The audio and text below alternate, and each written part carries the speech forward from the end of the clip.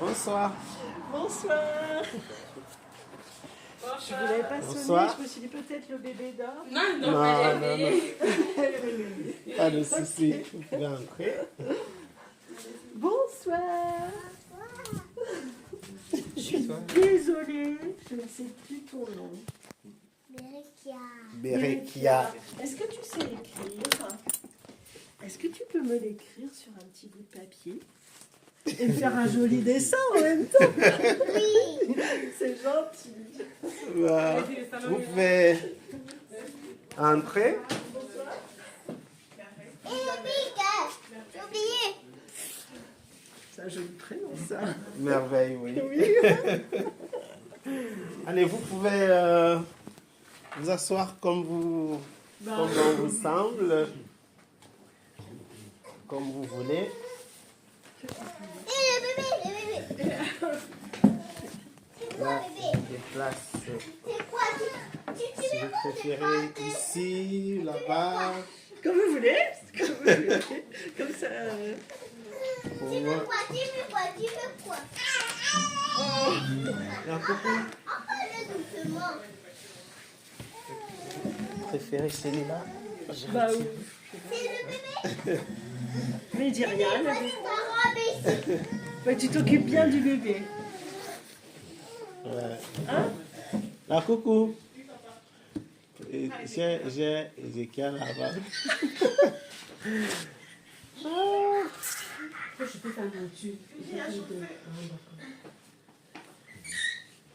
Bonjour. Oui, bonjour. C'est le sourire à papa, là. Regarde. Comme t'es jolie. T'as faim? Ouais. Un peu de famine. C'est joli. Ah. Et votre femme ne reste pas? Oh, bon, elle Elle a des choses à faire. tu travailles Ah. ok. Après, tu viens alors quand tu es fini. Ça marche. Ah, Bon. en tout cas. Bon, tout va bien, vous avez une belle famille. Merci. C'est chouette. Merci. Vous avez sorti votre Bible? Oui, elle est toujours dans les pages parce que voilà, je l'utilise beaucoup. C'est bien? Ouais. Vous lisez tous les jours? Ou presque? Oui, tous les jours, ouais, ou presque. C'est parce que Ouais. c'est quand même un livre. Pourquoi il va appeler de l'eau? Donc, ouais, c'est mon, je peux dire mon livre préféré. Voilà. Et par rapport à ce que vous lisez, comment vous voyez l'avenir? Je suis plutôt confiant, en fait. Je crois qu'un chrétien ne devrait pas être stressé par rapport à l'avenir. Voilà. Il n'y a pas de raison à être préoccupé. Il y a plus de raisons à être préoccupé pour l'environnement, la société dans laquelle nous sommes. Mais s'il faut regarder, je dirais que si je dois regarder mon avenir à moi, je ne suis pas préoccupé. Mais globalement, il y a de quoi être préoccupé, ça c'est sûr. Voilà. Et qu'est-ce qui vous donne confiance? Je sais pas, est-ce qu'il y a des versets ou des passages qui vous donnent confiance? Bon, je ne vais pas citer un verset en particulier, mais je dirais que Christ rassure de par son œuvre. Et donc, ça, c'est suffisant pour... voilà. Après, quand tu as une relation ferme avec le Seigneur, tu n'as pas de quoi être inquiet. Ouais, ça c'est sûr. Donc, voilà. Ouais, ça me fait penser à un verset. Ça vous fait penser? À un verset que je trouve D'accord. intéressant par rapport à ce que vous dites. Attends, faut que je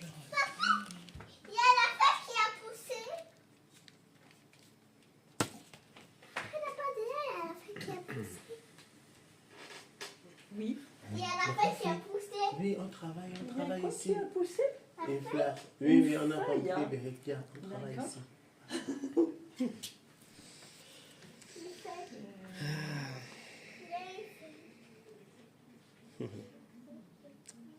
Non, c'est pas celui-là. C'est dans Éphésiens ou Philippiens, je ne sais plus. Le fait de rejeter notre inquiétude sur Dieu. Oui. Philippiens 4.7, ouais. C'est quoi? Philippiens 4.7. Philippiens 4, 7. 7. Ok. 6 et 7. Alors, Ah, effectivement, elle sert. oui. Ah, Philippiens, c'est avant Corinthiens. Ah oui, non, non, c'est bon, c'est après. après. Oui, pardon, Ouais. excusez-moi, je suis dans l'autre sens, alors je fais n'importe quoi. 6 et 7. Philippiens 4, 6 à 7. Ouais. Ne vous inquiétez de rien, mais en toute occasion, exposez vos demandes devant Dieu par des prières et des supplications avec des actions de grâce. Et la paix de Dieu qui surpasse toute intelligence gardera vos cœurs et vos pensées en Jésus-Christ. Ouais. Tout à fait. Ouais. Donc ça, c'est des propos de l'apôtre Paul, Oui. donc, à l'assemblée de Philippe au 1er siècle. Et les Philippiens, comme d'autres assemblées au 1er siècle, avaient rencontré beaucoup de soucis aussi. Et donc l'apôtre Paul, qui était un missionnaire à l'époque, en fait, eh bien, leur avait recommandé de réagir de cette façon-là par rapport aux soucis qu'ils connaissaient. Parce qu'effectivement, la paix de Dieu, elle est possible grâce à son esprit. Il y a un autre passage que nous, on utilise régulièrement, c'est les fruits de l'esprit. Enfin, le fruit de l'esprit composé de plusieurs choses. Plusieurs choses. C'est dans Galates chapitre 6. Ah oui, vous connaissez? Oui, 6 et 7. Le fruit de l'esprit, c'est justement l'amour, la paix, voilà, ça. Et comme c'est un fruit de l'Esprit de Dieu, donc c'est en recevant l'Esprit de Dieu qu'on peut avoir ces qualités, dont la paix. Tout à fait. Voilà. Donc on comprend bien qu'effectivement, on peut, dans notre quotidien, dans notre famille, et nous trouver cette forme de sérénité, quoi, parce que l'Esprit de Dieu peut Parce que, ouais, d'accord, oui. agir tout à sur fait. nous. Voilà. Oui. Maintenant, c'est la... Et- Oui. Ah, et l'Esprit de Dieu, comment est-ce que vous le voyez en fait? Vous, comment vous voyez l'Esprit de Dieu, je veux dire? Quelle est votre approche, Vous considérez que l'Esprit de Dieu, c'est quoi? Force. Une force? Ouais. Force. C'est de le livre de la Genèse tout au début, hein, et Que c'est une force? ouais, d'autres versets aussi, hein, mais dès le début, en fait, la force de Dieu donc parcourait la terre pour agir sur la création, au début de la création. Quelle est votre perception? Enfin, comment vous le ressentez? Alors, ressentir, Enfin, je dirais, pas ressentir, mais Non, oui. je veux dire l'observation, la perception ou l'intimité que j'ai du Seigneur me donne de comprendre que l'Esprit de Dieu, en fait, c'est une personne. C'est Dieu lui-même. Et je crois qu'il... voilà, il y a des raisons de le dire. Si vous pouvez lire, peut-être... donc, dans Actes, je ne sais pas ce qui est dit dans votre version. Donc,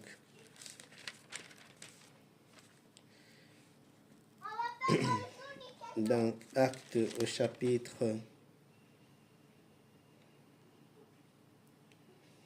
Alors, nous allons lire dans Actes chapitre 13, verset 2. Je ne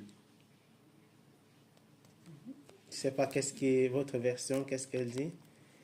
Alors qu'il servait Jéhovah et jeûnait, l'Esprit Saint dit: mettez à part pour moi Barnabé et Saul en vue de l'œuvre à laquelle je les ai appelés. Ouais. C'est ça? Oui. Donc, on voit ici que l'Esprit Saint il parle.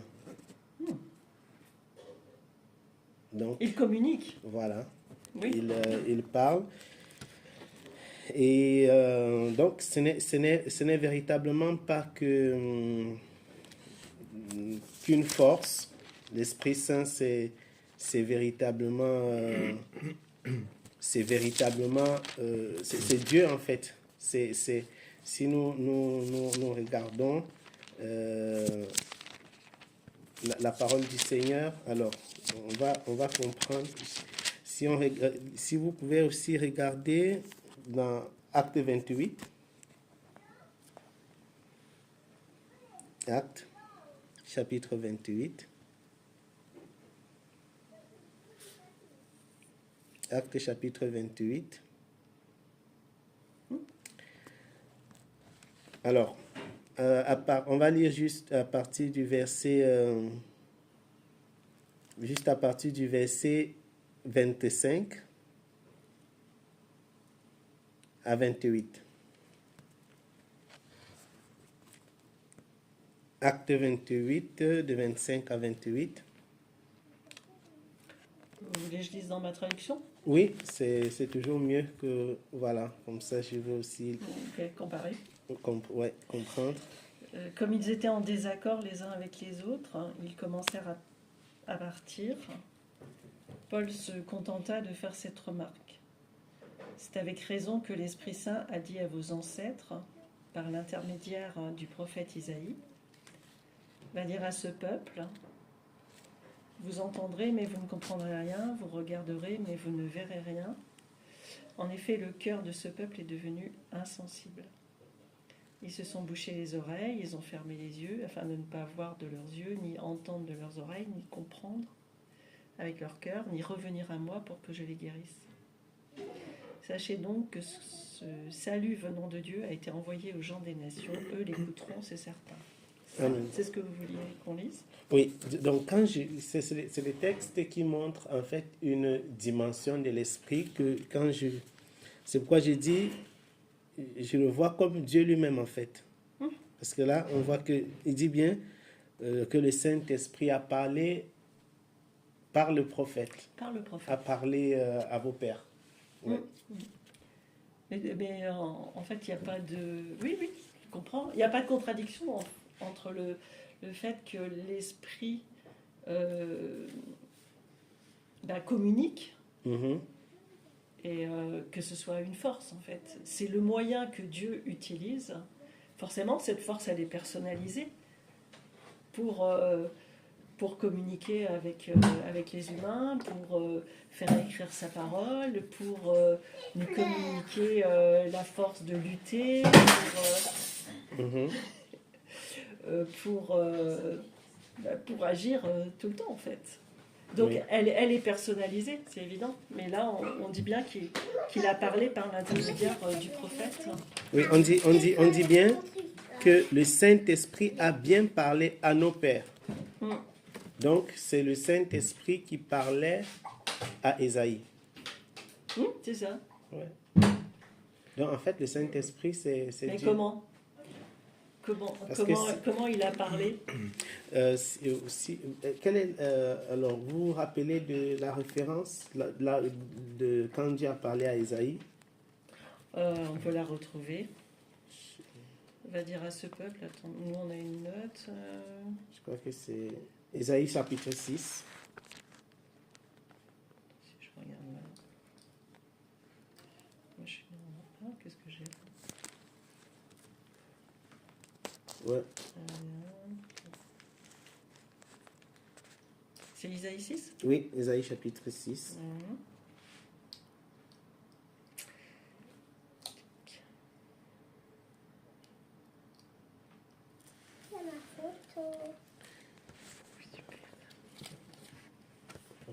Non, c'est pas. Attends. Va voir la coco. Va voir la coco, on travaille. Donc, Isaïe chapitre 6, le verset 1 et le verset 9.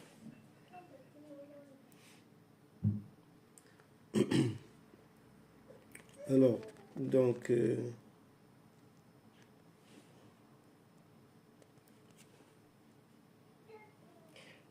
6:1, l'année où le roi Osias est mort, j'ai vu Jéhovah assis sur un trône très élevé et les pentes de son vêtement remplissaient le temple. Amen. Ouais, c'est ça. Et le verset 9, alors il a dit... Oui, parce que Isaïe répond, enfin Dieu lui envoie... Oui. Oui. lui envoie un ange, hein, Mhm. assez rapide.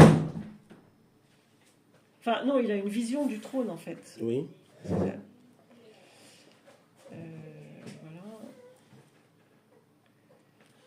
Donc lui se sent tout petit devant ça. Le verset séraphin 8, lui le verset touche. 8 et 9. Oui, j'ai entendu la voix de Jéhovah qui demandait « Qui enverrai-je qui ira pour nous ?» J'ai répondu « Me voici, envoie-moi. Mhm. » Alors il a dit « Va dire à ce peuple, vous entendrez encore et encore, mais bon, ce qu'on a lu tout à l'heure. Quoi. Mhm. Donc ça, Ok. ça montre, en fait, c'est des textes qui montrent effectivement que il n'y a pas de différence entre Dieu et le Saint-Esprit. C'est la même personne en fait. Oui. Ou bien c'est parce que vous Oui, En bah- fait, l'Esprit Saint, il vient de Dieu. On est convaincu de ça. Tous les versets permettent de le comprendre. Après, la nuance que vous dites, vous, c'est que il y a cet Esprit Saint qui est appelé tel quel dans la Bible, mais en conclusion, vous dites l'Esprit Saint et Dieu, c'est la même chose. l'Esprit Saint, c'est la même personne, c'est Dieu en fait. Oui. Ouais. Donc l'Esprit Saint vient de Dieu, mais c'est quelque chose qui peut, entre guillemets, se transporter très loin de l'emplacement où se trouve Dieu pour sonder ou faire ou élaborer quelque chose, quoi. Et notamment inspirer des hommes. Mhm. On va prendre ensemble, si vous voulez, Oui. 1 Pierre. 1 Pierre.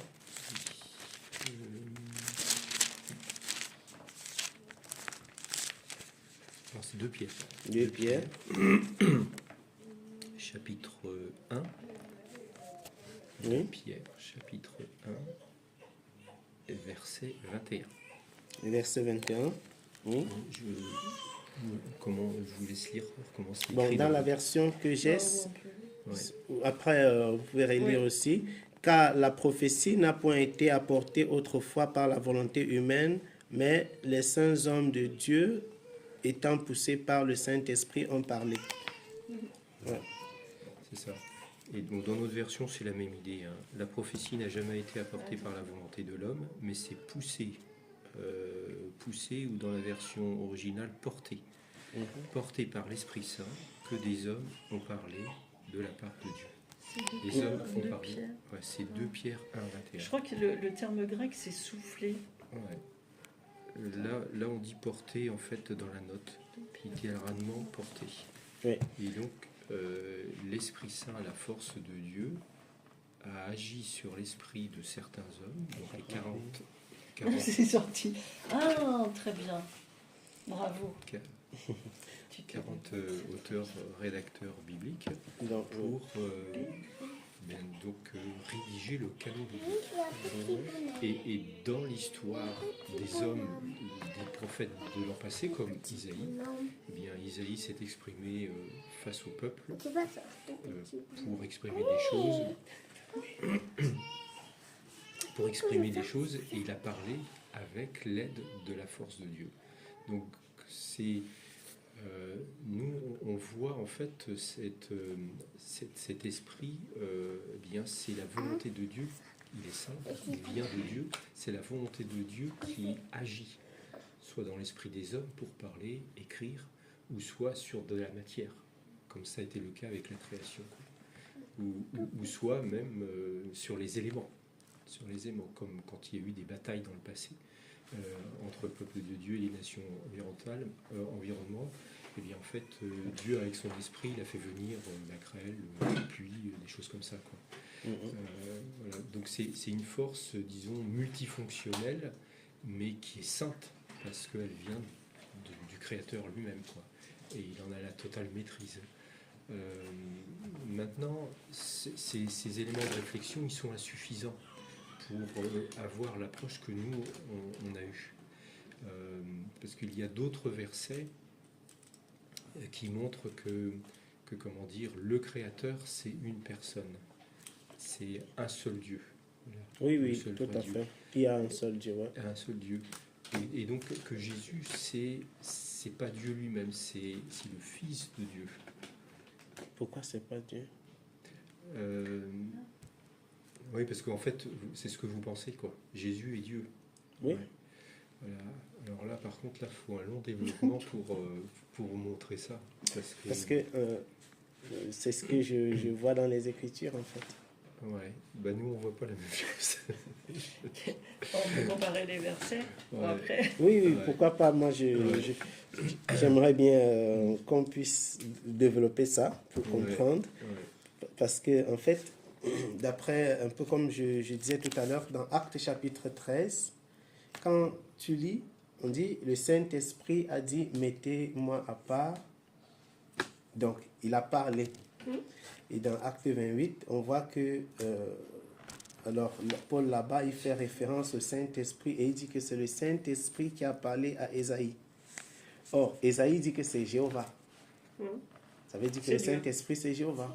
Oui, Ça vient de lui. Ça vient de lui, oui. ouais. Alors, Non, si on on est dit d'accord. que, si Paul dit que c'est le Saint-Esprit qui a parlé à Ésaïe, Ésaïe dit que c'est Jéhovah, donc le Saint-Esprit, c'est Jéhovah. Oui, ça vient. Enfin, pour ça pose Ça pas de vient- problème ça pour vient nous. de lui. Ok. C'est Ça pas vient une de lui. personne Mais, différente, ça vient de la Jéhovah- même personne. Jéhovah lui-même, il a dit qu'il viendra lui-même. Donc le Christ, c'est Jéhovah. Ou pas?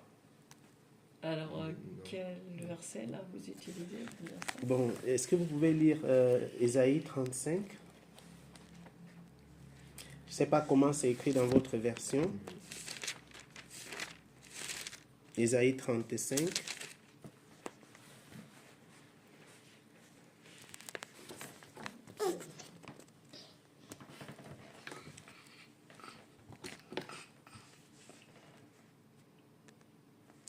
À partir du verset Ésaïe 35, à partir du verset 3 au verset 6. C'est une prophétie, ça. Oui. Ésaïe 35, si vous pouvez lire, à partir du verset 3 au verset 6. Alors, fortifier les mains qui sont Non. faibles. Mhm. 35. Ah oui, pardon. Ouais, je ouais. te- Fortifiez les mains qui sont faibles, affermissez les genoux qui tremblent, dites à ceux qui sont inquiets, soyez forts, n'ayez pas peur, regardez, votre Dieu viendra avec la vengeance, Dieu viendra avec la punition. Il viendra et vous sauvera.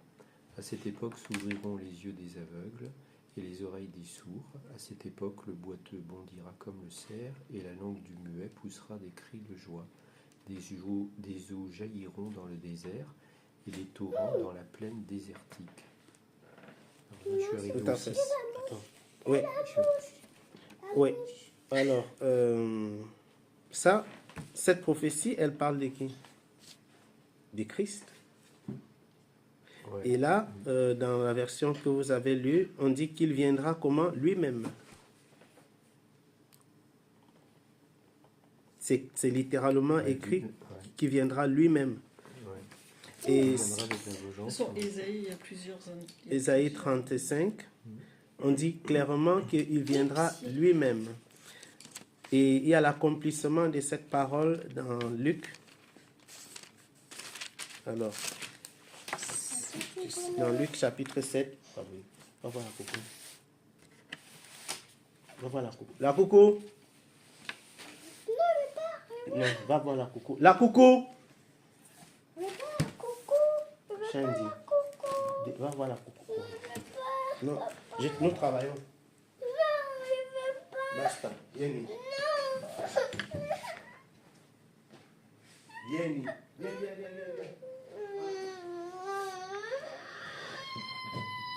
Oh, tu as du chagrin, bébé. C'est parce que papa, il veut se concentrer. Tu vois? C'est parce que papa, il veut écouter. Hein? Il veut pas discuter avec toi aujourd'hui. Viens. Il veut être avec toi. Tu vas bien, là?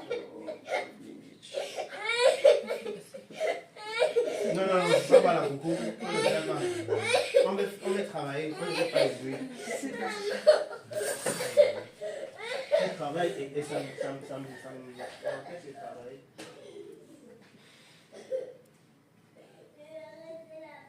Non, tu ne vas pas rester. Parce que tu fais des bruits. Quand tu fais des bruits, on ne reste pas. Parce qu'il a- Si, tu veux. Elle fait pas beaucoup de bruit. Mais... Non, je préfère que ce soit Oui, je comprends. calme. Parce que les choses du Seigneur sont précieuses à mes yeux, donc. Alors en fait, nous, cette prophétie, Oui. on la place dans le cadre du rétablissement de l'Israël qui était en exil en Babylonie. Et là, effectivement, c'est Jéhovah qui s'adresse à son peuple par l'intermédiaire d'Isaïe pour montrer qu'un jour, Israël retrouverait son pays. Oui. C'est Et, les 70 ans d'exil en Babylonie. mais il dit qu'il viendra lui-même Euh, dans ouais, Isaïe. et là, c'est Dieu qui intervient lui-même. Oui, tout à fait. Ouais. Et on voit qu'il est effectivement venu lui-même si nous lisons dans Luc chapitre 7,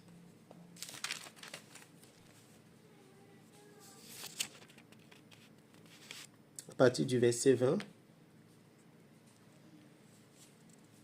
Luc chapitre 7, le verset 20 au verset 22. Le verset 23, plutôt. 20 à 23. Luc chapitre 7, verset 20 à 23. Quand ils arrivèrent auprès de Jésus, les hommes lui dirent: Jean le baptiseur nous a envoyé te demander: es-tu celui qui devait venir ou devons-nous attendre quelqu'un d'autre? À ce moment-là, il guérit beaucoup de gens atteints d'infirmités et de graves maladies. Il expulsa de nombreux esprits méchants et il rendit la vue à beaucoup d'aveugles. Il leur répondit donc: allez raconter à Jean ce que vous avez vu et entendu. Les aveugles voient, les boiteux marchent, les lépreux sont purifiés, les sourds entendent, les morts sont ressuscités, et la bonne nouvelle est annoncée aux pauvres. Heureux celui qui ne trouve en moi aucune raison de trébucher. Donc, on voit que ici, il cite les signes que Dieu avait donnés à Ésaïe comme signe de sa venue.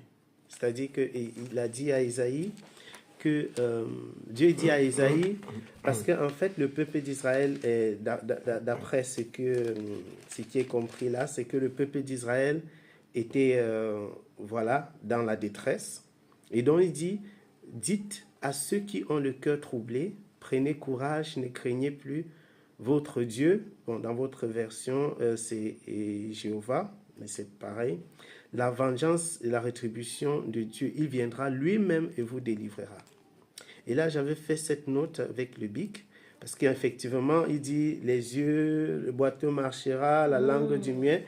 Et on voit que, alors là, il y avait justement de la confusion dans l'esprit des gens, Jean le Baptiste, et il a envoyé demander à Jésus: mais est-ce que c'est toi qu'on devait attendre?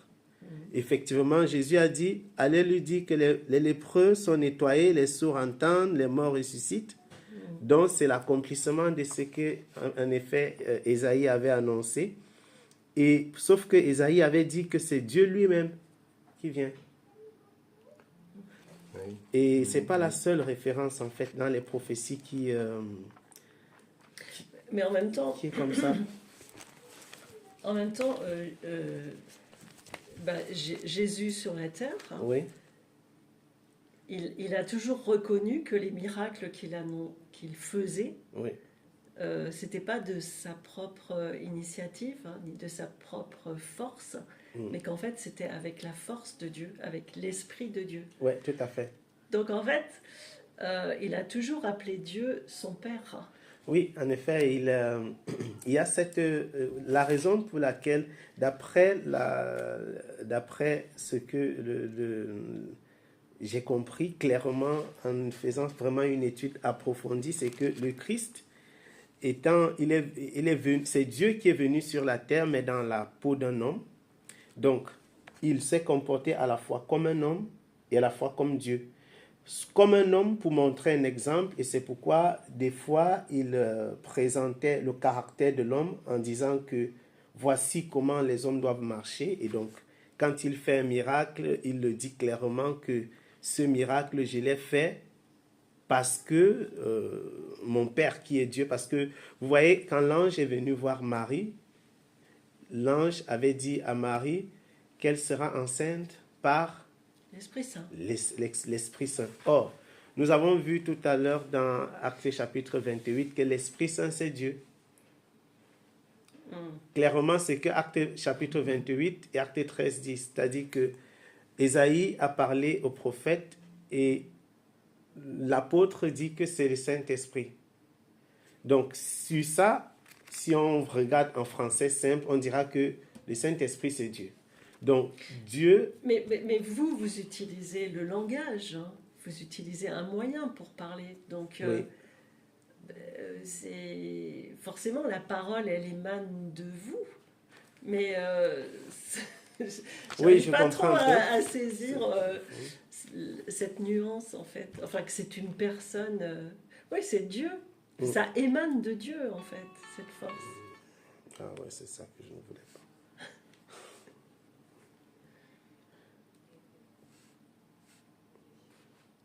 Alors, il y a quelque chose que je voulais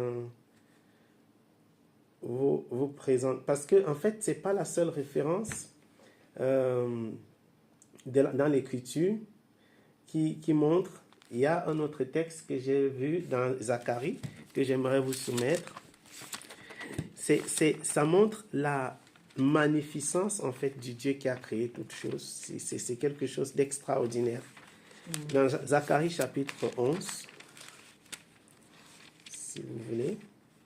Zacharie chapitre 11. Mais moi aussi. Ah oui, ben on a la même. Ouais. Zacharie chapitre 11. Donc tu la retiens, donc c'est Jean 14, Zacharie chapitre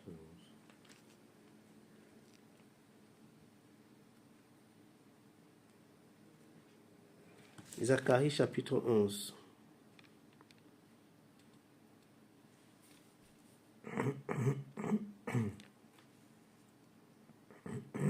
Les versets 12 et 13. Alors je leur dis, si cela vous semble bon, donnez-moi mon salaire, et sinon gardez-le. Ils m'ont alors payé mon salaire, 30 pièces d'argent. Jéhovah m'a dit, c'est à ce prix-là qu'ils m'ont estimé. Jette cette somme grandiose dans le dépôt du trésor. J'ai donc pris les 30 pièces d'argent et je les ai jetées dans le dépôt du trésor du temple de Jéhovah. Ensuite, j'ai coupé en morceaux mon deuxième souci. Ouais. Alors, ici, nous voyons littéralement que dans votre, comme vous avez lu, Jéhovah dit que c'est le prix auquel il a été estimé, qui a été estimé à 30 pièces. Jésus. Ça peut pas être plus clair que ça. Oui. Je peux donner des références, il y en a beaucoup d'autres. Alors comment vous... Enfin, moi, je trouve que c'est un peu dommage de discuter sur des choses qui peut-être nous séparent. Non, ça ne nous sépare pas. Je présente en fait c'est pas que ça nous sépare parce qu'au final, en réalité, l'idée c'est vraiment de comprendre et de connaître davantage le Dieu que l'on sert. Parce que si nous servons le Seigneur, il faut que nous le connaissions, ça c'est sûr. Ouais. Et si on est déjà, si on se trompe sur la personne qu'on sert, déjà on fait un faux départ. C'est-à-dire que c'est pourquoi chaque fois que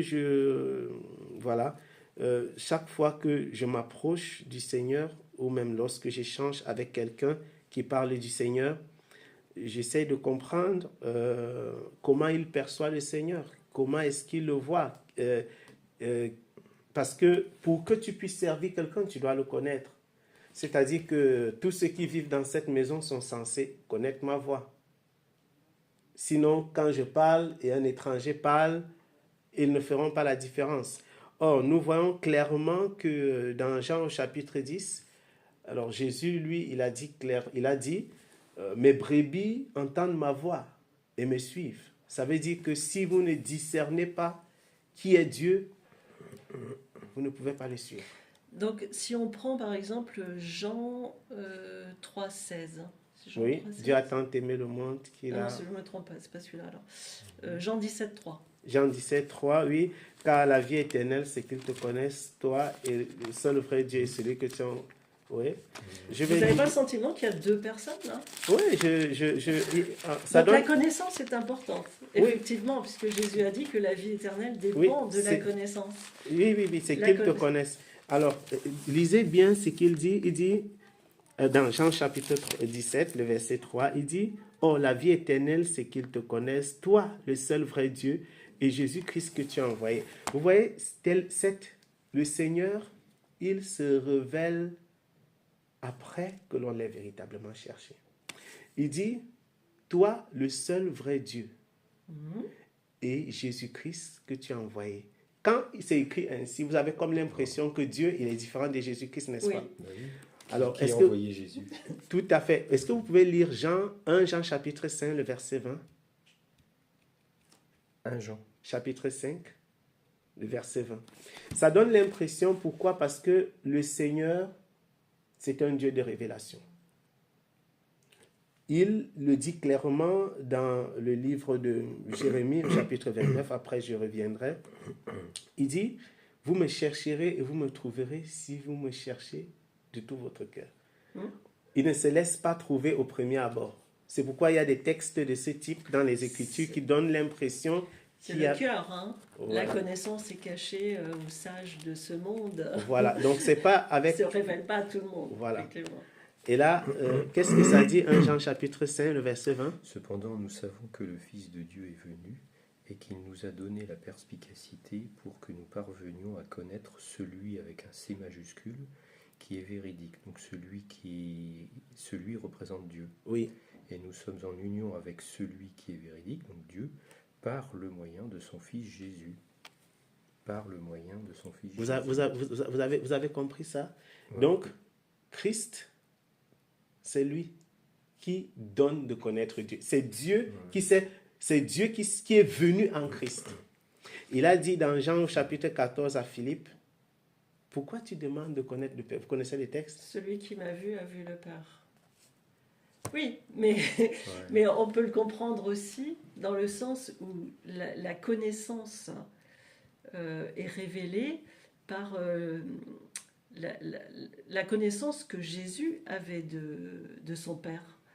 Et Alors, donc, comment expliquer que... parce que enfin bon, il faudrait reprendre tous les versets, mais pour nous, Jésus, celui qui est devenu Jésus, est la première créature spirituelle de Dieu. La première création de Dieu. Colossiens, chapitre 1,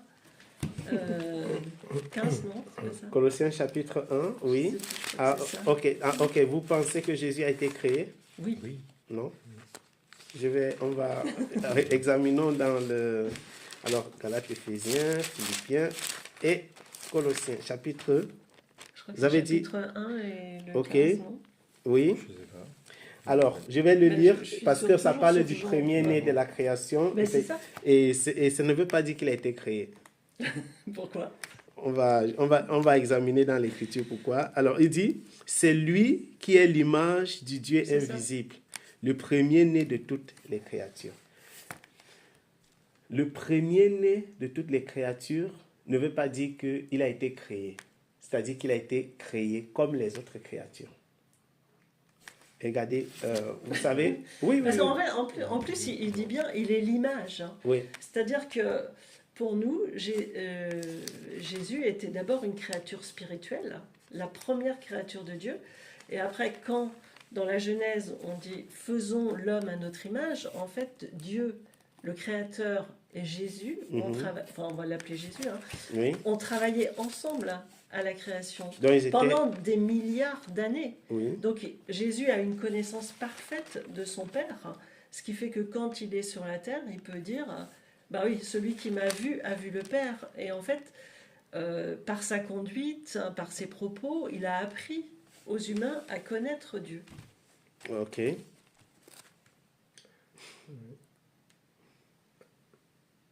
est-ce que vous pouvez, alors, est-ce que vous pouvez comprendre pourquoi, lisons Tite, Tite chapitre 2, je ne sais pas comment c'est écrit chez vous, mais Tite chapitre 2, je vais vous lire quelque chose.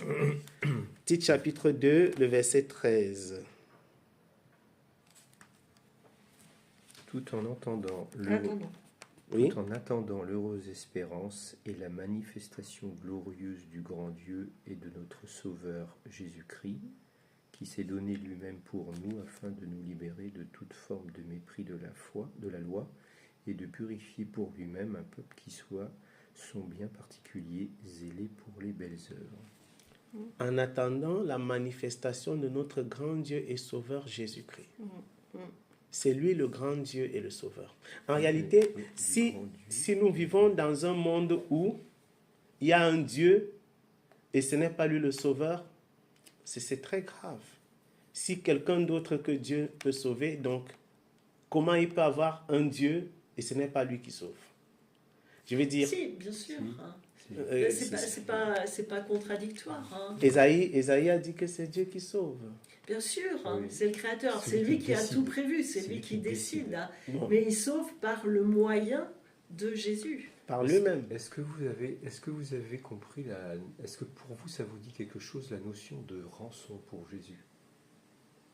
Oui.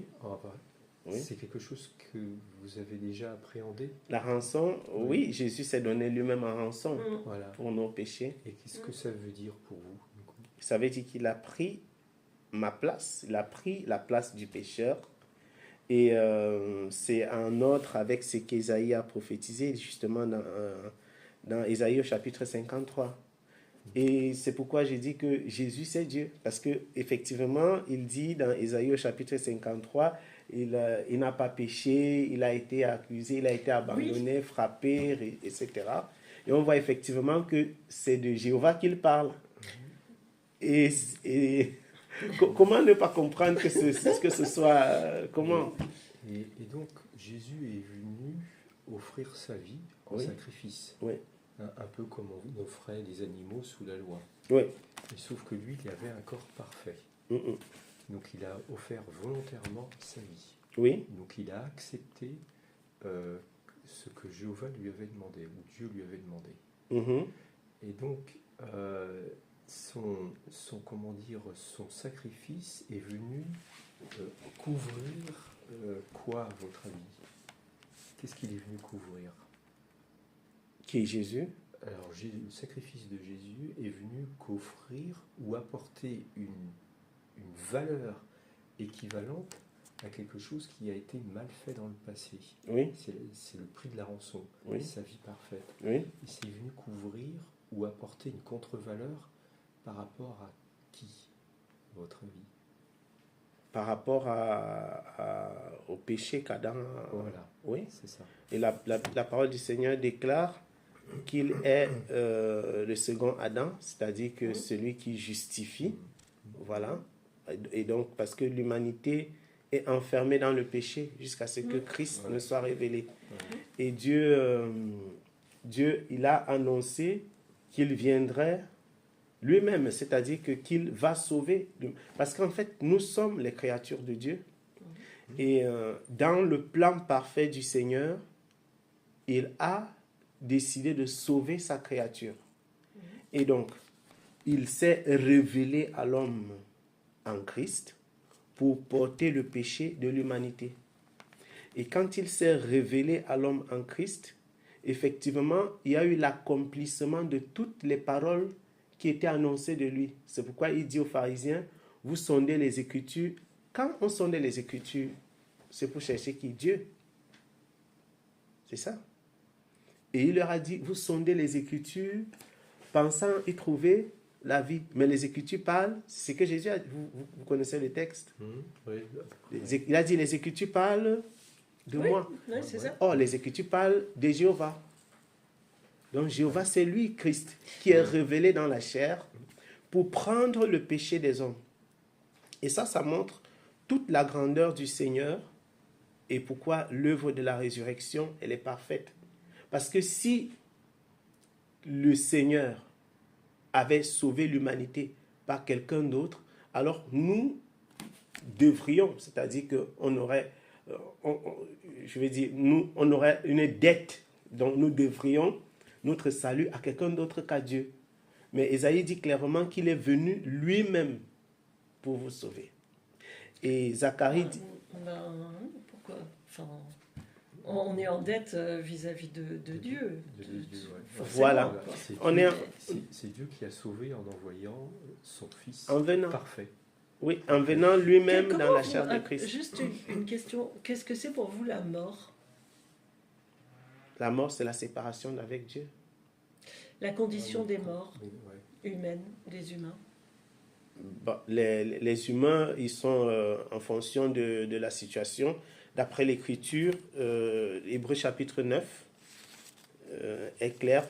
Il est réservé à l'homme de mourir une seule fois, après quoi vient le jugement. Et jusqu'à ce que le jugement ne vienne, ils sont, selon le cas, soit dans le sein d'Abraham ou bien 14, dans... 28. Zit Ecclésiaste. Oui, Ecclésiaste. Alors, c'est où déjà? Je crois que c'est 9. 8-9. Donc, ils sont soit gardés dans l'attente du jugement en paix, ou bien dans le séjour de mort, dans ce qu'on appelle le Sheol. 9, 5, je crois. Le Sheol. Ecclésiaste 9. Je crois que c'est 9, oui. D'accord. Oui, 9. C'est 9. Le 5, oui. 5 et... Oui. Ecclésiaste 9. 9, 5. Oui. Les vivants, en effet, savent qu'ils mourront, mais les morts ne savent rien. Il n'y a pour eux de récompense. Il n'y a plus pour eux de récompense, car leur mémoire est mise en oubli. Ouais. Et puis le verset 10. Oui. Il dit, tout ce que ta main trouve à faire, fais-le selon ton pouvoir. Car il n'y a ni œuvre, ni pensée, ni science, ni sagesse dans le sépulcre. Voilà, la tombe, le Sheol. Enfin, oui, le Sheol, ouais. Enfin, nous, d'après ce verset, oui. Ces versets et puis ce que la Bible enseigne, la mort, c'est le contraire de la vie. Donc, quand on est mort, on retourne à la poussière, il n'y a plus d'existence. Oui. Tant qu'on est vivant, on sait, les morts ne savent rien. Et d'ailleurs, la résurrection que Jésus a opérée avec Lazare, il dit je vais le réveiller du sommeil. En fait, c'est comme si on était endormi, il n'y a plus de pouvoir, on ne peut plus rien faire. On peut plus, ouais. Donc, Jésus meurt sur le poteau parce qu'il donne sa vie en sacrifice pour racheter les humains, pour racheter le péché. S'il est mort et qu'il n'a plus de pouvoir, comment peut-il se ressusciter? Comment peut-il se ressusciter? Ben oui. Est-ce que vous pouvez lire, est-ce qu'on peut lire dans Jean chapitre 10? Parce qu'il compare la mort aussi, les 3 jours qu'il va passer dans la mort, aux 3 jours que Jonas a passé dans le ventre du poisson. Oui.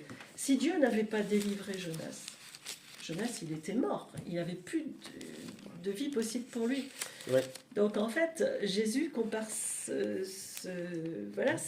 mort à l'inactivité. Il ne peut pas agir, il ne peut pas se ressusciter. Oui, je comprends très bien. Jean chapitre 10. Jean chapitre 10. Alors, dans Jean chapitre 10, qu'est-ce que Jésus dit dans le verset 11? Je suis l'excellent berger. L'excellent berger donne sa vie pour les brebis. Il dit qu'il est le bon berger. Oui, bien sûr. Donc, c'est lui qui a donné sa vie. Oui. Sa vie ne lui a pas été prise et il a donné lui-même volontairement. À la demande du Créateur. D'accord, mais il a donné sa vie, il est mort.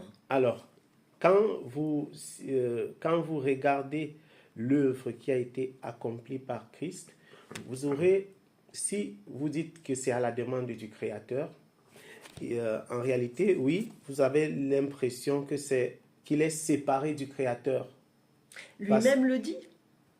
Lui-même le dit à un moment, juste avant de mourir, où justement Dieu lui retourne son esprit pour que l'épreuve soit totale en fait, et que tout soit justifié. Il dit, Père, pourquoi m'as-tu abandonné? Parce que il y a une œuvre prophétique qui est en train d'être accomplie. Oui. Et pour que la prophétie puisse véritablement s'accomplir, il fallait que les choses se passent ainsi. Oui, d'accord. Et Dieu étant fidèle à sa parole, il a fallu que tout ce qui était dit en fait de Christ puisse s'accomplir. Il y a combien de dieux? Qui a créé toutes choses? Ben, le Créateur, un seul. Le seul vrai Dieu. Est-ce que c'est Jésus? Non, pour nous, c'est Jéhovah. Alors, attendez. Oui. Et ils ont parti. Non, ouais, Jésus a été le seul créé directement par le Créateur, donc Jéhovah. Mhm. Et ensuite, Jésus a été l'habile ouvrier pour créer tout le reste. D'abord la création céleste, donc les anges, et beaucoup plus tard, donc la création physique, l'univers. Enfin, plus tard ou dans le même temps, on ne sait pas. Mais la création physique, l'univers, le système solaire et la Terre. Et là, En fait, Jésus qui est a interprété. créé? C'est Jéhovah ou c'est Jésus? C'est Jésus en compagnie de Jéhovah. Mais Avec le savoir-faire. qui est le créateur? C'est Jéhovah. Le créateur, c'est Jéhovah. Mm. Qui est le roi d'Israël? Ben, Jéhovah. C'est pas Jésus. Non. Ok. Jean chapitre 1. Ah, bah attends, ça dépend de quel Israël on parle. L'Israël. Non, non, non, je Antique. parle d'Israël. Israël antique. Qui est le roi d'Israël? Avant que Jésus ne meure, il y avait que Israël Ouais, c'est antique. Jéhovah. C'est Jéhovah. Ok, Jean chapitre 1. Pour qu'on regarde quelque chose. Verset 49. Et une fois de plus, je veux... ça, c'est le fruit d'un travail que de révélation. Qu'est-ce que ça dit le verset 49 chez vous? Il dit Nathanaël s'exclama, Rabbi, tu es le fils de Dieu, tu es roi d'Israël. Mais tu es le fils de Dieu. Oui, c'est absolument... En fait, vous avez comme l'impression que le fils, ici, c'est synonyme en français de enfant. Ce n'est pas le fils qui est enfant, c'est le fils qui est de la nature engendré, qui procède. Oui. C'est-à-dire que c'est Dieu qui est venu au milieu des hommes. Et c'est tellement... Emmanuel, qu'est-ce qu'Emmanuel veut dire? Qui est comme Dieu, je crois. Non? Dieu avec nous. Dieu est avec nous. Ouais. Bah Ça oui. ne peut pas être aussi simple que ça. Emmanuel, Dieu avec nous. Et sur ce verset, Jésus, fils de Dieu, c'est le seul légitime à être l'héritier du trône de David, Jésus. Celui qui a le droit légal. Oui, C'était oui, oui. Jésus. Et donc, du coup, dans ce verset, roi d'Israël, bah, c'est l'héritier de David. L'héritier légitime de David. Il y avait en tant que roi d'Israël, David étant roi d'Israël. Alors Et ça ici, s'applique au Fils de Dieu de façon prophétique et ça s'accomplit. alors ici, le roi d'Israël dont il est question, il parle par révélation. Parce qu'en réalité, vous savez, pourquoi est-ce que les Juifs voulaient tuer Jésus? Parce qu'ils avaient perçu qu'il disait qu'il est Dieu. Vous savez? Oui, enfin, c'est le prétexte. Hein. Non, c'est pas un prétexte, c'était la réalité. Non, il disait Non, qu'il fils était de le Dieu, fils de Dieu. Il a Le jamais fils dit de Dieu, qu'il c'est était Dieu. Donc, Parce que alors là, Fils de Dieu, dire c'était qu'il était inacceptable. Dieu, c'était C'était un blasphème. Hein, Non, en c'était fait, pas possible. dire que tu es le fils de Dieu, c'est dire que tu es Dieu. Ah, c'est une interprétation. Non, c'est pas une interprétation. C'est ce qu'ils ont dit les Juifs. Non, bah montrez-moi. Ok, on va lire. On va lire. Alors, Mais là, Jésus n'a jamais dit qu'il était Dieu. Non, il n'a pas dit ça. dans, Il a dit il a dit, non, il a dit qu'il était on va, fils on de va, Il a on dit va, qu'il le- était le dans fils Jean de Dieu. chapitre 10, on va, dans Jean chapitre 10, c'est très intéressant ça. On ferme. Non, mais ça marche. Jean chapitre 10, le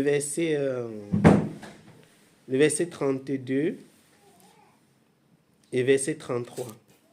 Alors Jésus leur dit, je vous ai montré beaucoup de belles œuvres de la part du Père. Pour laquelle de ces œuvres me lapidez-vous?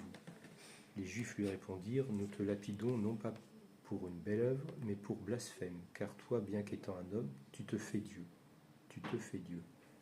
C'est leur interprétation. Alors, quand vous dites que c'est leur interprétation, c'est parce que ils savent ce que ça veut dire fils de Dieu.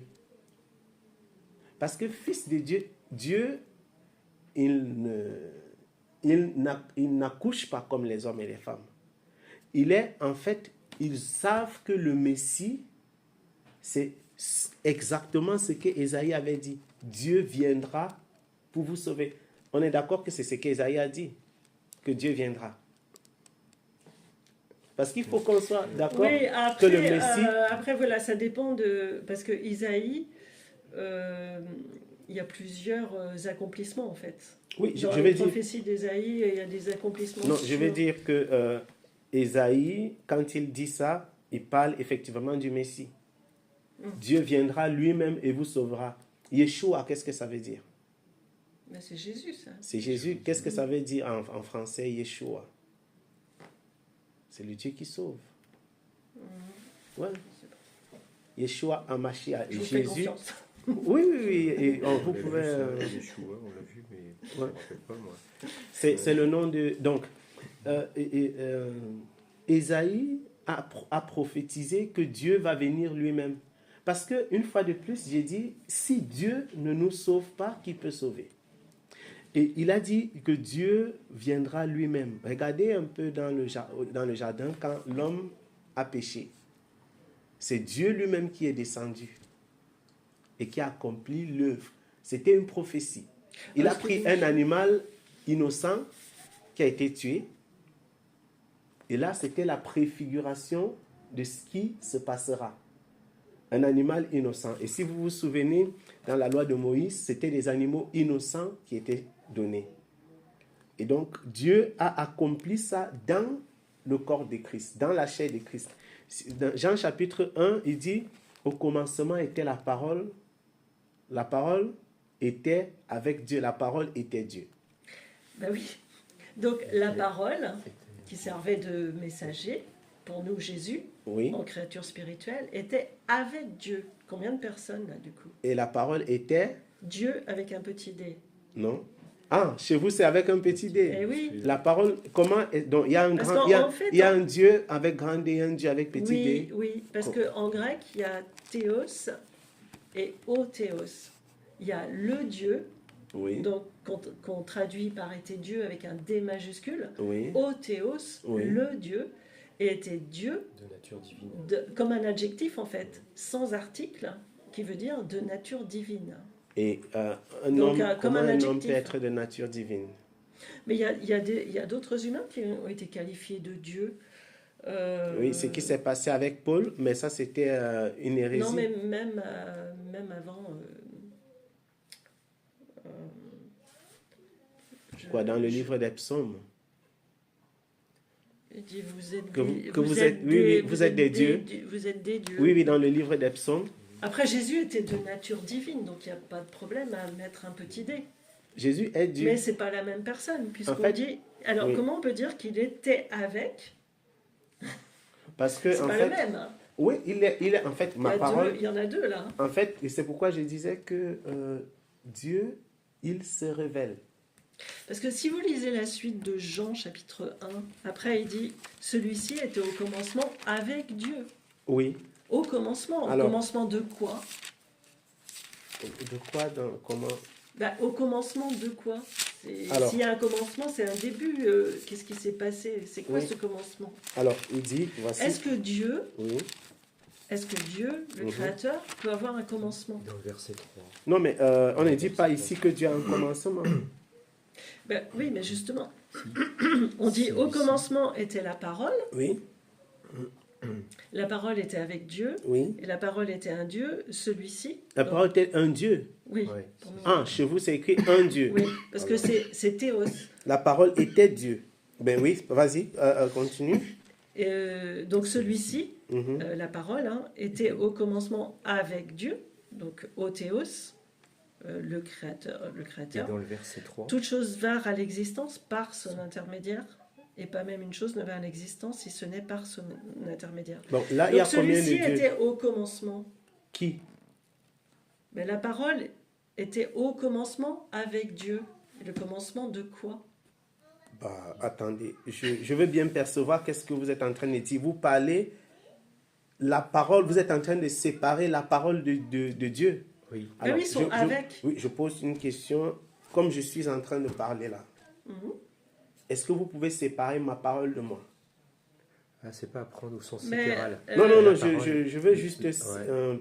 Ben, dit comme Bah, ça, la- non. la- Mais là, quand on parle de la parole, oui. c'est le porte-parole de Dieu. Bon, là, c'est pas ce que le texte dit. Ouais, mais Mais- c'est dans ce sens-là. C'est pas Après, ce le que verset, texte dit. 14, le verset 14 dit Oui. Ainsi la parole devint chair et vécut parmi nous.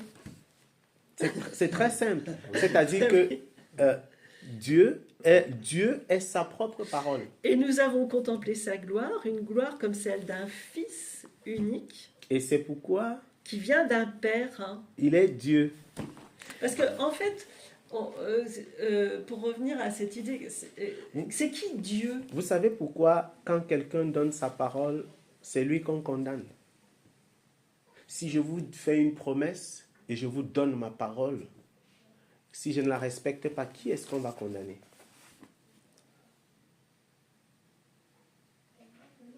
Oui, non, mais J'arrive. Au commencement était la parole était avec Dieu, la parole était Dieu, elle était au commencement.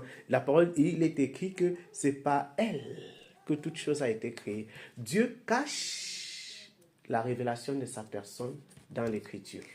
Et nous pouvons examiner que Jésus, par la suite, il dit, elle était dans le monde et le monde n'a pas été. Elle était dans le monde et le monde a été fait par elle. Mais lui, le monde ne l'a pas connu. Il dit, il est venu chez les siens.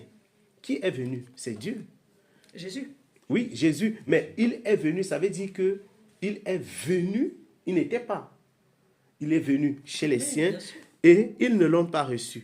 Et il dit clairement, à tous ceux qui l'ont reçu, il a donné le pouvoir d'être fait enfant de Dieu, savoir croire en son nom. Donc, le nom de Christ et le nom de Dieu en principe, c'est la même personne. Bah, moi, ça me dépasse un peu parce que pour moi, Ouais. le Créateur, Oui.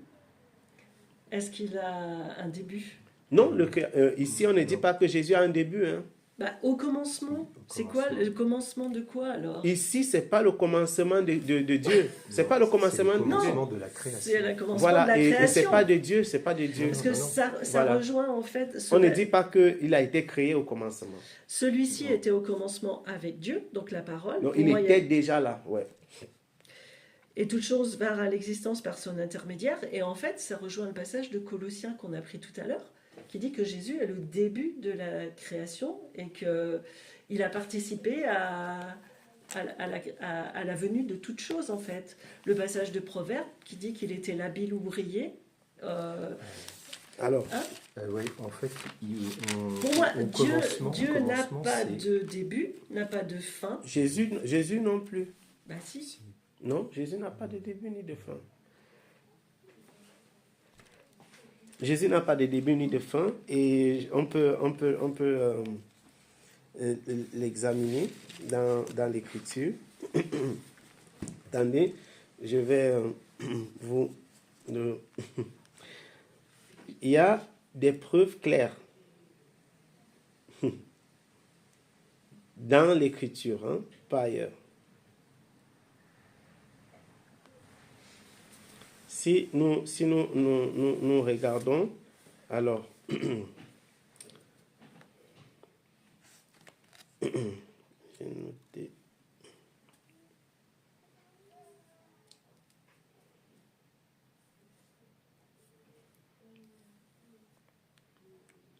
Hébreux chapitre 7.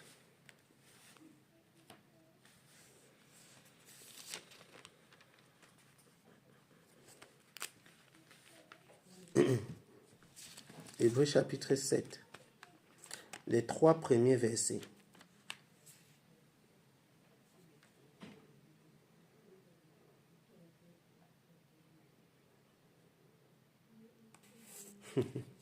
Alors en effet, C'est ce magnifique. Oui, oui, ben oui. Melchisédek, roi de Salem, Oui. prêtre du Dieu Très-Haut, est allé à la rencontre d'Abraham, qui revenait victorieux de son combat contre les rois, et il l'a béni.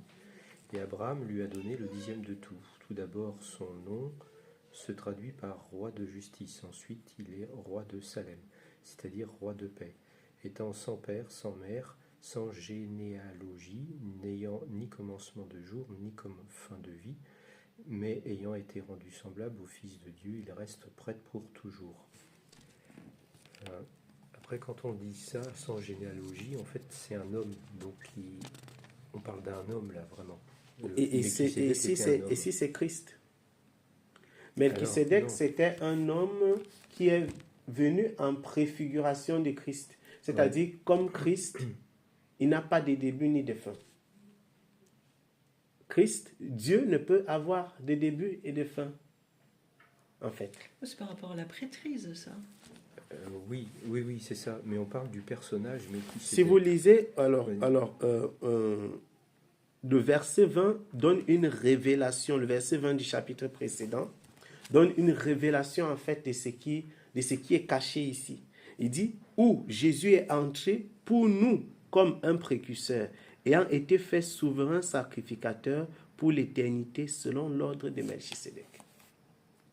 Donc, Christ est venu, c'est le vrai Melchisédek, sans généalogie, sans père, sans mère en réalité. Christ est né d'une femme tout simplement pour accomplir la prophétie que Dieu avait annoncée en disant que ta postérité, il y aura une inimitié entre ta postérité et celle de la femme. Il est la postérité de la femme. Puisqu'il n'a pas de père physique. Oui, c'est ça. Ouais, mais quand on parle de Jésus, nous, on remonte à l'origine, pas sa venue sur terre. Sa venue sur terre. Oui, moi je suis en train de parler de Genèse chapitre 3. Voilà, c'est ça. Et donc là, c'est bien dans Jean 1.1 qu'on parle bien de premier-né de toute création. Je crois que c'est après le verset 1. Jean chapitre 1.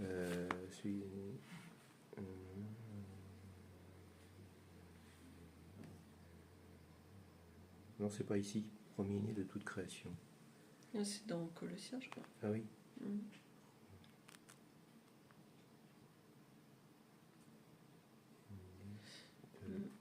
Toute création.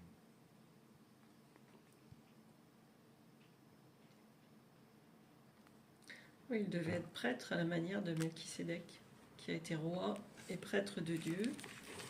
Donc une double charge. Si vous lisez dans Jean chapitre 8,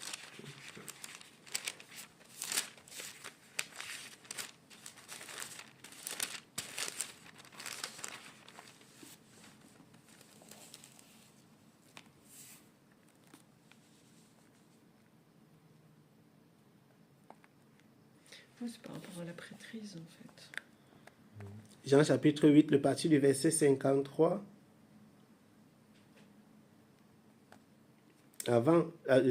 Jusqu'à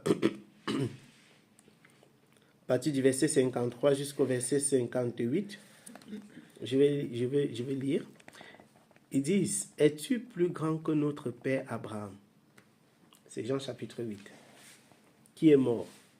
Les prophètes aussi sont morts. Qui prétends-tu être? Jésus répondit, si je me glorifie moi-même, ma gloire n'est rien. C'est mon Père qui me glorifie. Lui dont vous dites qu'il est votre Dieu. Cependant, vous ne l'avez point connu, mais moi, je le connais. Et si je disais que je ne le connaissais pas, je serais un menteur comme vous. Mais je le connais et je garde sa parole. Abraham, votre père, a tressailli de joie de ce qu'il verrait mon jour. Et il l'a vu, et il s'est réjoui. Les Juifs lui disent, tu n'as pas encore 50 ans et tu as vu Abraham. Il dit, Jésus leur dit, en vérité, je vous le dis, avant qu'Abraham fût, je suis. Le verset 59 dit qu'ils ont pris des pierres pour... Vous savez pourquoi ils voulaient le tuer? Ils ont compris ce que ça veut dire, je suis. Parce que dans Exode chapitre 3, quand il s'est révélé à Moïse, il a dit que dis-leur que je suis je suis. Avant qu'Abraham soit, je suis. Ils ont compris. Il ne pouvait pas Il avait une existence préhumaine, mais c'est évident. Il ne pouvait pas, Ça, on conteste il ne pas. pouvait Oui. pas vouloir le crucifier, le lapider, je veux dire, s'il n'avait pas percé cette réalité. Ouais, mais- Ils ont compris qu'est-ce qu'il sous-entendait, qu'est-ce qu'il a dit en réalité. Et Jésus s'est même révélé, le Messie n'est pas quelqu'un d'autre séparé de Dieu. Nous avons lu, vous avez bien perçu ce que Zacharie a dit, ce qui a été dit à Zacharie. Dieu a dit à Zacharie, ce prix auquel, vous avez bien compris ce qui a été dit. C'est pas des textes qu'on peut... En fait, en réalité, Dieu, il s'est révélé et il s'est caché. C'est ça la vérité des Écritures. Mais moi, ça ne répond pas à ma question. Alors, de toute façon, Oui, laquelle? par rapport au fait que Jésus étant mort, comment il a pu se ressusciter? Alors, Jésus est mort et il a pu se ressusciter parce que à Dieu, il est écrit clairement que rien ne lui est impossible. Ben oui, mais alors c'est en Donc, contradiction avec l'incapacité de l'homme dans la mort. Alors, Jésus n'était pas un homme tout court. C'était Dieu dans la peau d'un homme. C'est peut-être une interprétation, ça. Non, ce n'est pas une interprétation parce qu'il dit, vous savez que Jésus a dit lui-même qu'il donne sa vie volontairement, Oui, que personne ne la lui prend. oui, mais Oui, mais volontairement à la demande du Père. Non, il n'a pas dit qu'à la demande du Père. Il a Non, mais dit, ça transparaît dans d'autres versets. c'est pourquoi j'ai dit, alors, je fais toujours ce que le Père... oui, parce que le Père c'est qui? Le Saint-Esprit. Non, Parce que devant, le oui, Père, c'est le Créateur. le Père c'est le Saint-Esprit. Qui est venu sur Marie. Parce que, alors comment Le Père et Jésus et le Saint-Esprit, c'est la même personne. Comment comprendre alors que Jésus dit... Oui. Moi, mon Père, nous bah, sommes un. non, mais comment c'est déjà que cette coupe passe loin de moi, mais si c'est ta volonté, enfin, vous voyez ce que je veux dire Parce en fait. que, oui, parce que la là, volonté de Dieu n'était pas la même que celle de Jésus. Enfin, Là- si, parce qu'il obéissait totalement à son Père. oui, Donc il était dans le projet de son Père, Oui. d'aller jusqu'au bout, de donner sa vie pour sauver les humains, les racheter du péché. mhm. Mais il montre bien qu'il y a deux volontés, il y a deux pensées différentes. Deux pensées. Alors, Christ dans la chair, je répète, peut-être je me suis mal expliqué. Christ dans la chair, c'est Dieu dans la chair. Mais la volonté de la chair est différente de la volonté de Dieu. Et à tout moment, la chair doit se soumettre à Dieu. Parce que Dieu est esprit, selon ce qu'il a dit à son serviteur Jean. Dieu, c'est ce qu'il a dit. Donc pour moi, ça fait deux personnes. Deux volontés, C'est- ça fait deux personnes. Le terme avec, ça fait deux personnes. Justement, c'est ce qu'il faut bien percevoir. C'est-à-dire que Christ est venu, Dieu est venu dans une chair. Mais cette chair, la chair de Christ, c'était une chair normale, comme celle de tout homme. Mais Dieu habitait. C'est pourquoi Philippiens, vous voyez dans Philippiens au chapitre 2, on dit, il n'a pas regardé comme une proie arrachée d'être égal à Dieu. Mais donc en fait, il n'est pas vraiment mort. Donc du coup, ce sacrifice n'a pas de valeur. Comment ça? Bah, On lit ce que Philippiens nous dit. Mais même dans le verset que vous Je avez comprends lu pas. tout à l'heure, Oui, dans le verset 55, oui. Jésus dit, mais je le connais vraiment et j'obéis à sa parole. Oui, en fait, c'est ce que vous devez percevoir, que Christ, dans la chair, il obéit totalement au Saint-Esprit. Parce que le Saint-Esprit, c'est lui le Père. ok. Et lui, il est invisible. Le Saint-Esprit, il est, à moins qu'on le voit par révélation, c'est-à-dire dans une vision, etc. Lui, il n'est pas visible. Comme Dieu. Voilà. Donc c'est lui qui a ressuscité Jésus. C'est Donc, lui ce n'est qui a pas donc ce n'est pas la C'est même lui qui a personne. ressuscité la chair Oui, ok. de Christ. Ok, d'accord. Et il vivait en Christ. C'est pourquoi il dit, vous voyez, l'apôtre Paul dit, en lui habite quoi? Je sais pas, je sais pas encore, Corporellement, oh, c'est merveilleux. Toute la plénitude de Dieu. Ah oui, c'est vrai. Ben oui. Oui. Ok, En lui mais habite je- corporellement toute la plénitude. On n'a pas dit une partie de Dieu. Oui, On va lire quelque chose encore. Il a une parfaite connaissance de Dieu. oui. Ouais, Apocalypse.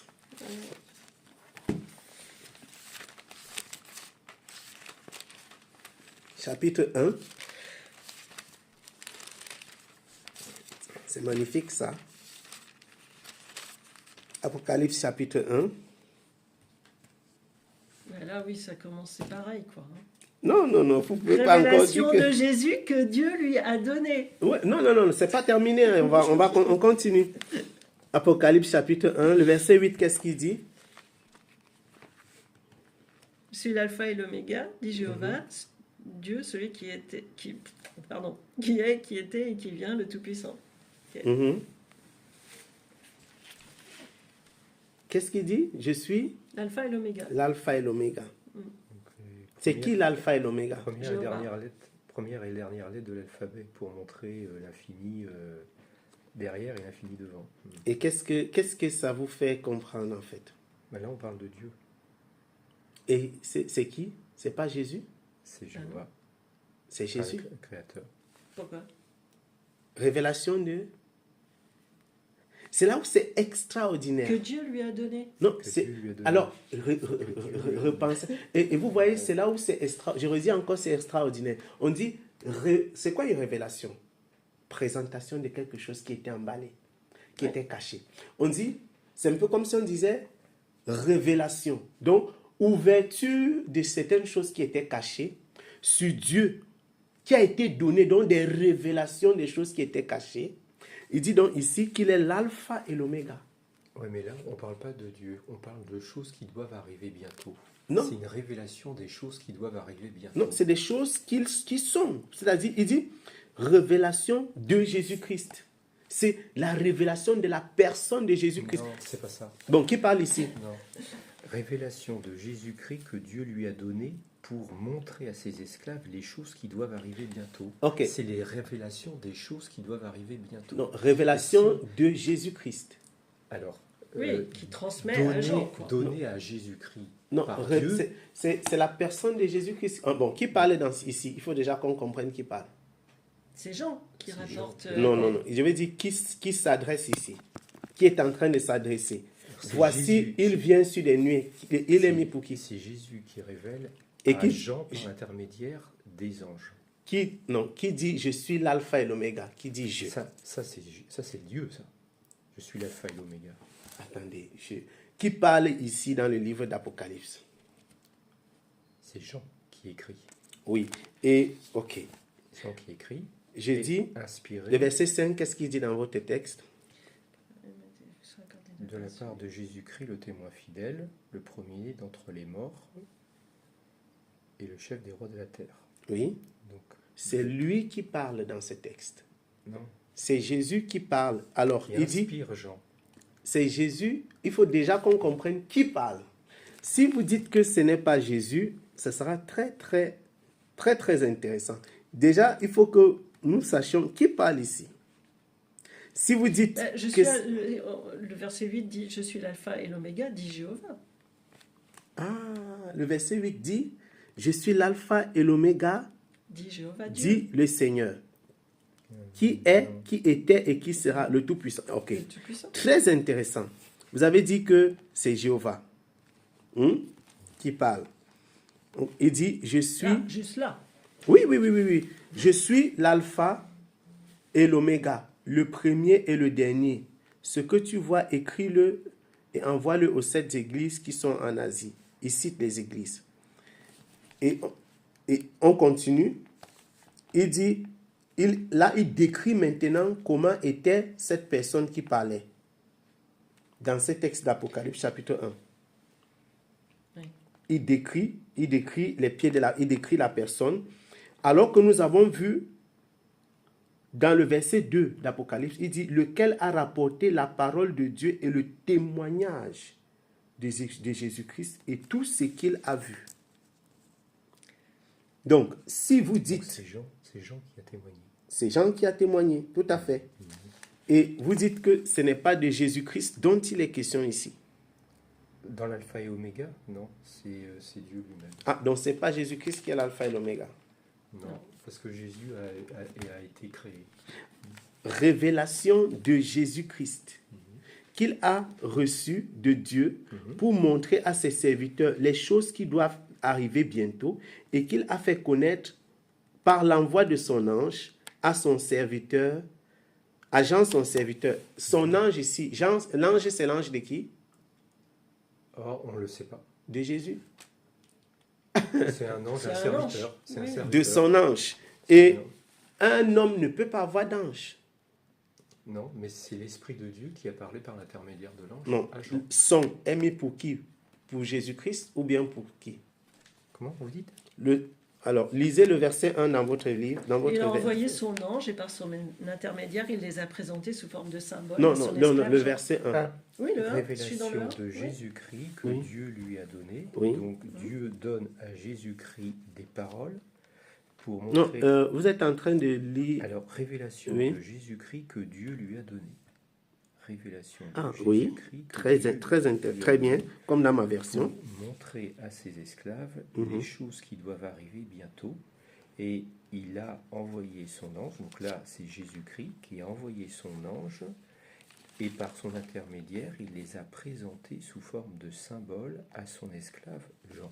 Oui, Donc il y a Dieu qui a montré à Jésus les choses qui doivent arriver bientôt. Et Jésus s'est servi d'un ange pour expliquer à Jean par vision ce qui doit arriver bientôt. mhm. Donc Dieu à Jésus, Jésus à un ange, l'ange à Jean. Ok, très bien. Et vous êtes en train de dire que ici, dans ce livre d'Apocalypse, c'est Jéhovah qui parle, ce n'est pas Jésus. C'est l'ange qui reçoit des instructions de la part de Jésus. Qui les a Bon, reçus. quand il dit je reprends et je châtie, je ai mis pour qui? Comment? Quand il dit, par exemple, dans le verset, je prends un verset au hasard, je prends juste un verset au hasard comme ça, le chapitre 3, verset 19. Chapitre 3. Oui, le verset 19. Qu'est-ce que ça dit? Tous ceux pour qui j'ai de l'affection, je leur montre leur tort et je les corrige. Sois donc zélé, repens-toi. Je ai mis pour qui? Jésus. C'est pour qui j'ai de l'affection. Non, si vous dites que c'est Jésus, vous avez dit que c'était Jéhovah qui parlait.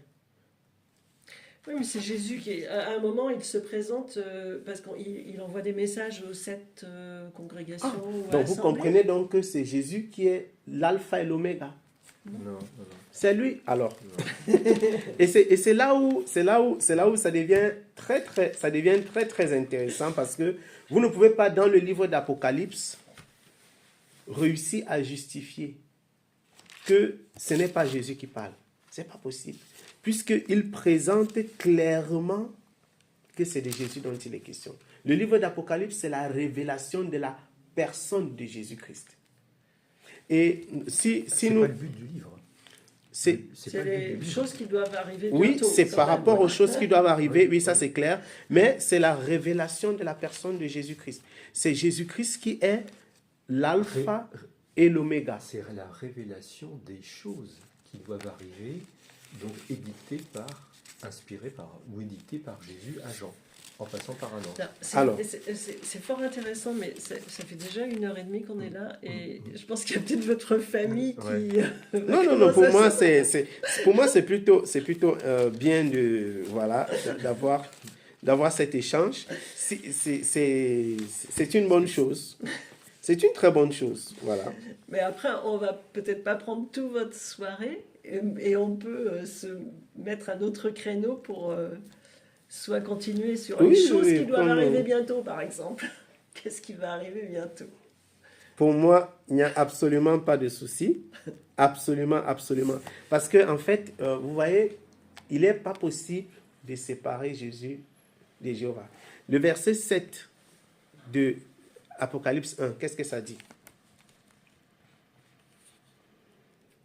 Regardez, il vient avec les nuages, et tout œil le verra, même ceux qui l'ont transpercé, toutes les tribus de la terre se frapperont la poitrine de chagrin à cause de lui.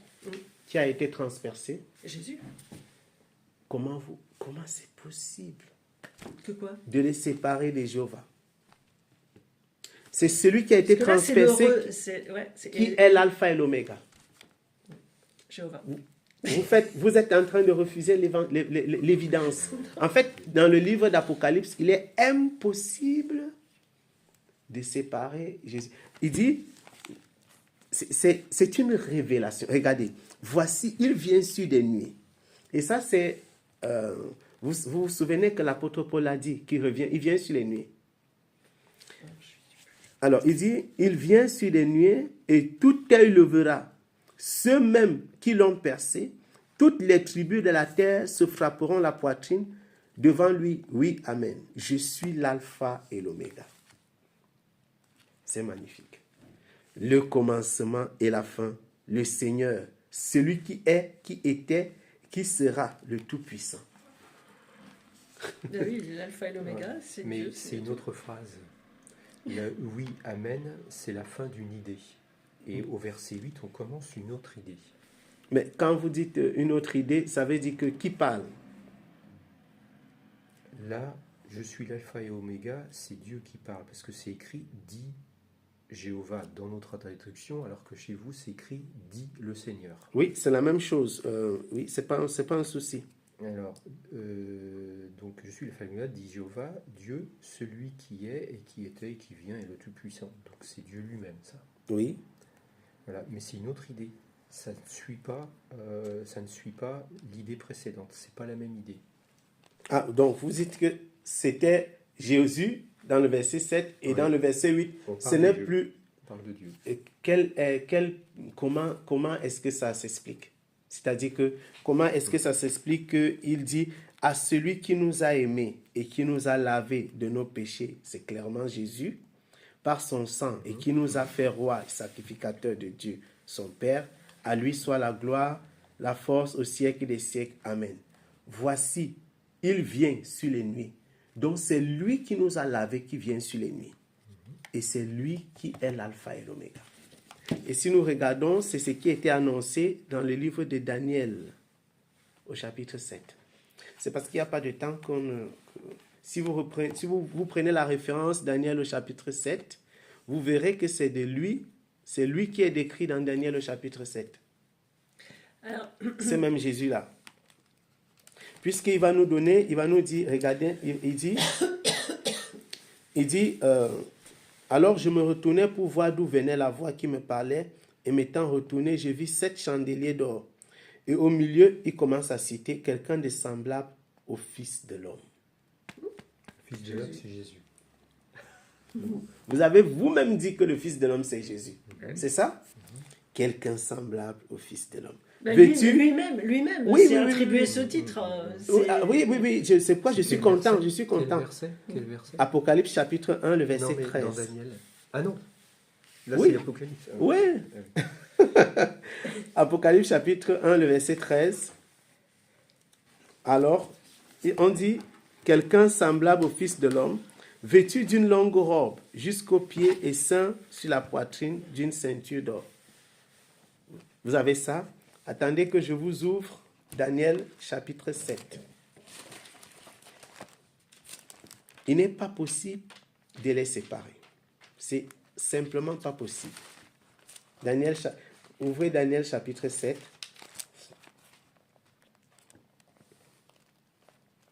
Lisez le verset 9. Tandis que je continuais de regarder, des trônes ont été installés et l'ancien des jours s'est assis. Alors pour nous, l'ancien des jours, c'est Dieu. Ok. Ses vêtements étaient blancs comme la neige et les cheveux de sa tête comme la laine pure. Son trône était comme des flammes de feu, les roues du trône étaient d'un feu brûlant. On peut déjà s'arrêter là. Ça, c'est la description de Jésus dans Apocalypse chapitre 1. C'est pourquoi je vous dis, c'est pas, si vous dites que non, il dit, c'était au milieu de 7 chandeliers quelqu'un semblable au Fils de l'homme. Donc, soit ce n'est pas Jésus et c'est Dieu, dont Dieu c'est le Fils de l'homme, soit c'est Jésus et c'est cohérent avec Daniel chapitre 9. Chapitre 7. Parce que là, excusez-moi, je n'ai pas suivi. Alors, dans Daniel chapitre 7, c'est l'ancien des jours. L'ancien des jours, c'est l'Éternel, c'est celui que vous appelez Jéhovah. Il y a une description. Il y a quelqu'un qui s'approche et il donne la royauté, c'est ça? Non. Alors, tandis que je continuais de regarder, les trônes ont été installés et l'ancien des jours est assis. Tandis que je continuais de regarder. Oui, mais c'est après. Alors, attends, c'est une vision de Daniel. Oui, Daniel a vu l'ancien des jours et il a vu le vêtement. Daniel a vu l'ancien des jours. Voilà, et le verset 13, dans les visions de la nuit, j'ai continué de regarder, j'ai vu quelqu'un qui ressemblait à un fils d'homme venir avec les nuages du ciel. Il a eu accès auprès de l'ancien des jours et on l'a conduit jusque devant lui. Et on lui a donné domination, honneur et un royaume, afin que les peuples, nations et les gens, enfin, etc. Mais ici, la description qui est donnée, ce n'est pas la description de cette personne, c'est celle de l'ancien des jours. On reprend.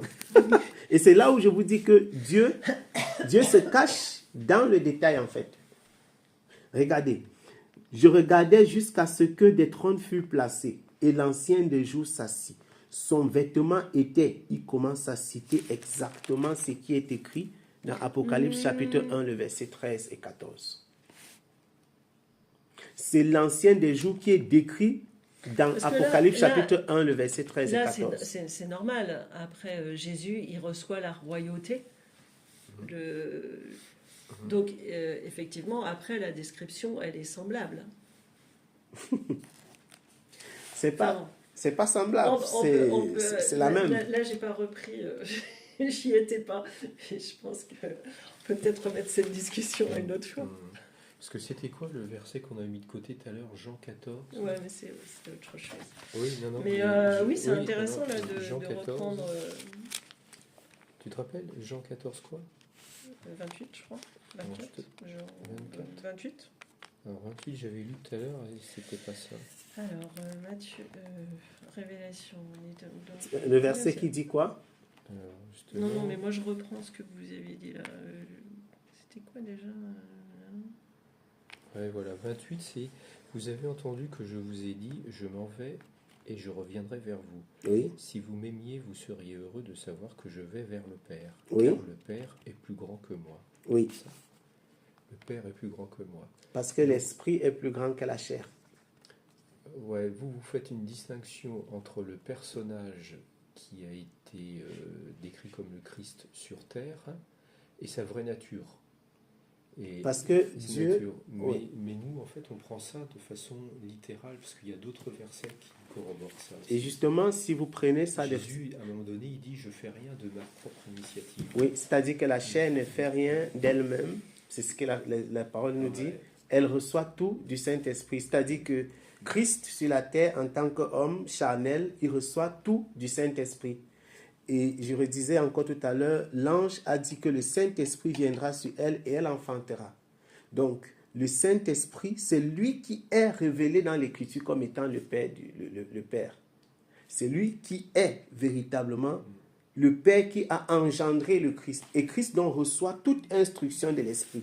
Et dans le livre de Genèse, le Bereshit, on dit au commencement, Dieu créa les cieux et la terre. On dit que l'Esprit se mouvait.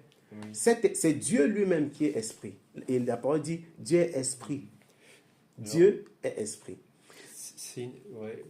Pour nous, ce n'est pas une démonstration, ça. Parce qu'en fait, la force agissante de Dieu, c'est peut être quelque chose d'à part.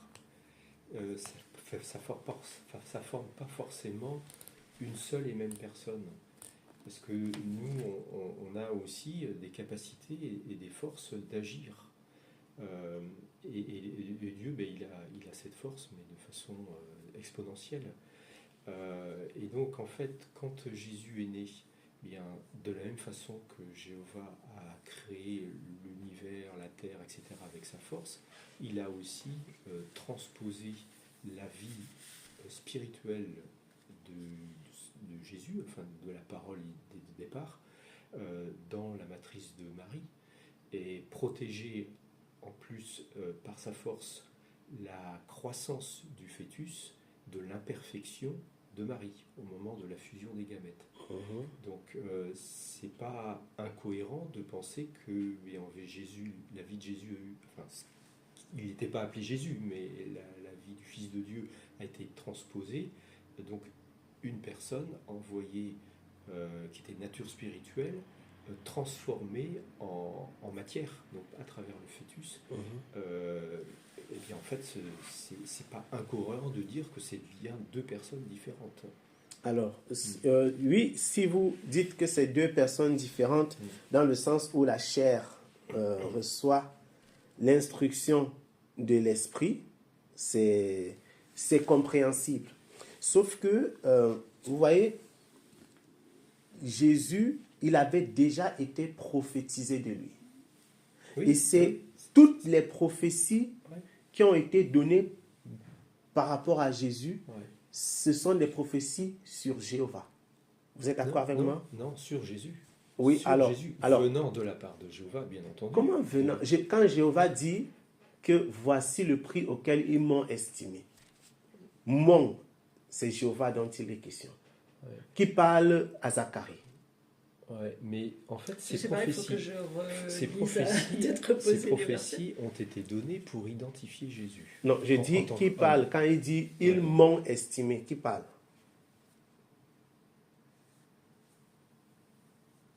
Alors, c'est à caractère prophétique, c'est les paroles du futur Jésus lorsqu'il arriverait sur la terre.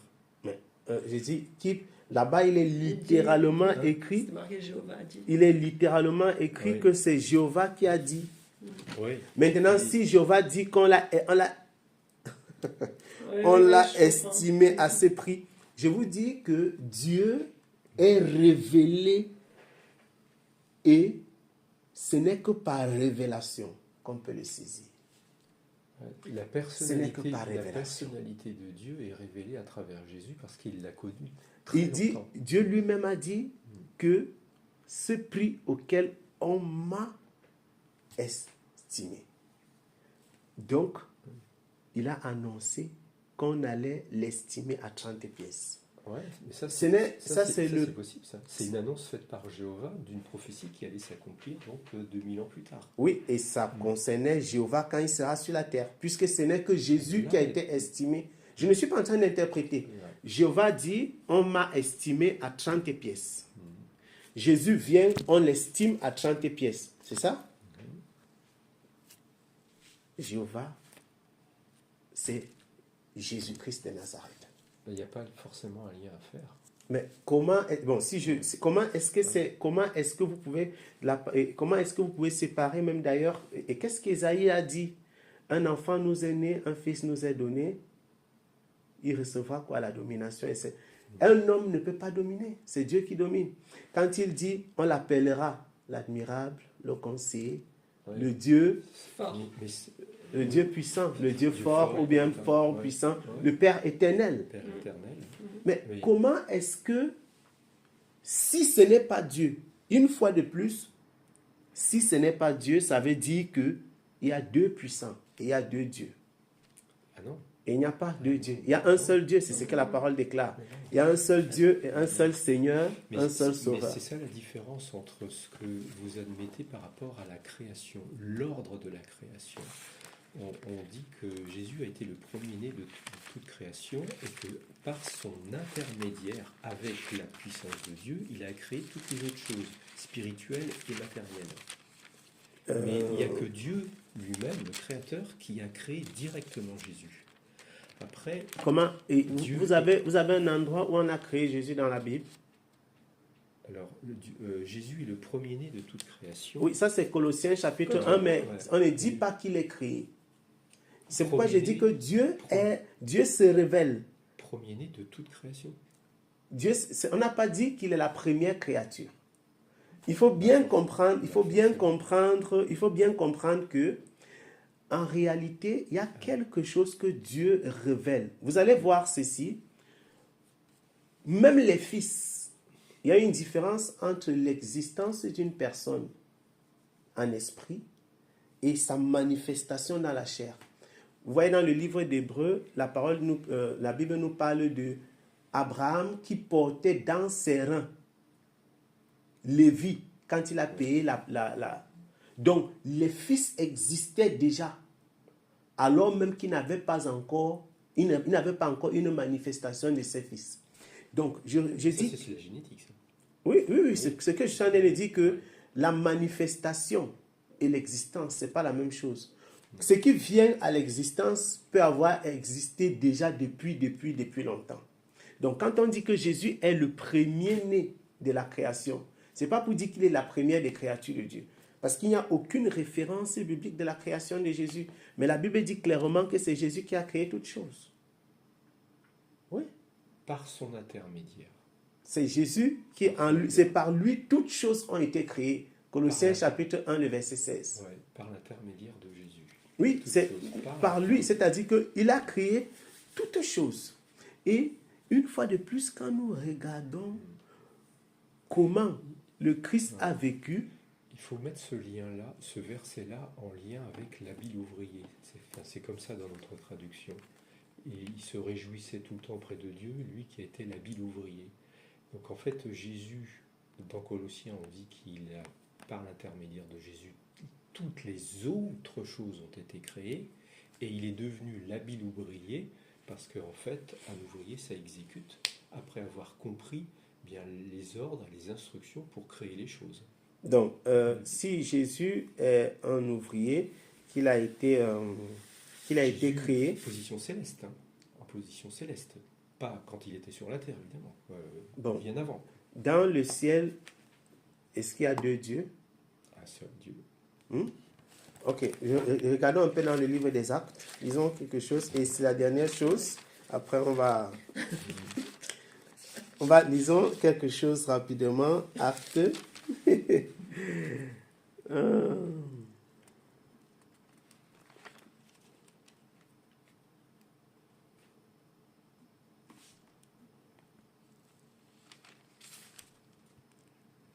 Est-ce que vous pouvez me lire Actes chapitre 7, verset 59. 7. Oui. Acte 7, 59.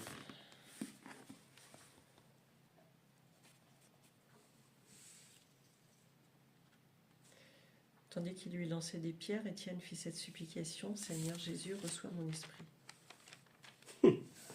Je vous laisse méditer ça.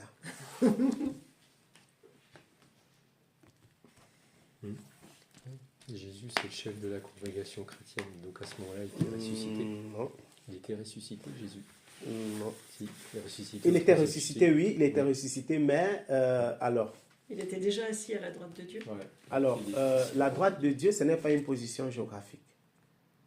Non, c'est une position hiérarchique. D'après l'Écriture, et c'est pourquoi s'il y avait du temps, on verrait ces choses même dans les prophéties et même dans les livres des psaumes.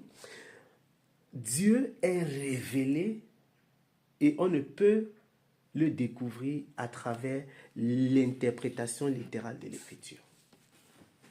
Le Dieu qui a créé toutes choses... C'est en croisant les versets. Non, même pas seulement en croisant les versets. Ça va plus loin que ça. Il dit, Seigneur Jésus, reçois mon esprit. Mais la parole de Dieu déclare que l'esprit retourne à Dieu. C'est dans le livre d'Ecclésiaste. C'est ça? C'est vrai aussi. L'esprit retourne à Dieu. Donc si Jésus n'est pas Dieu, il ne peut pas recevoir l'esprit d'Étienne. Je peux démontrer de Genèse à Apocalypse que Jésus-Christ est Dieu. Quand on dit que l'esprit retourne à Dieu, c'est la personne même, la personne qui décède, sa personnalité. Non, je vais dire, est-ce que la Bible déclare que l'esprit retourne à Dieu? Oui. Est-ce que la parole déclare que l'esprit retourne à Dieu? Oui. Est-ce que Étienne a dit, Seigneur Jésus, reçois mon esprit dans votre Bible? Oui, bien sûr. Ça veut dire que ça là, veut pas dire on est la quitte. même personne. Non, moi, je n'interprète rien. Je vous laisse méditer. Je n'interprète rien. Qu'est-ce qui vous a amené à vous intéresser à la Bible? Ça a toujours été comme ça? Oui, toujours. Toujours. Vos parents aussi ou... Toute la famille. Après, tout le monde n'a pas le même niveau d'intérêt, mais voilà. Et je peux vous dire que ce n'est pas un fait de hasard qu'on se soit rencontrés. Croyez-moi. Ce n'est pas un fait de hasard. Absolument pas un fait de hasard. Parce que le Dieu que je sers, il guide toutes choses. Il conduit les pas et il ordonne chaque chose parfaitement.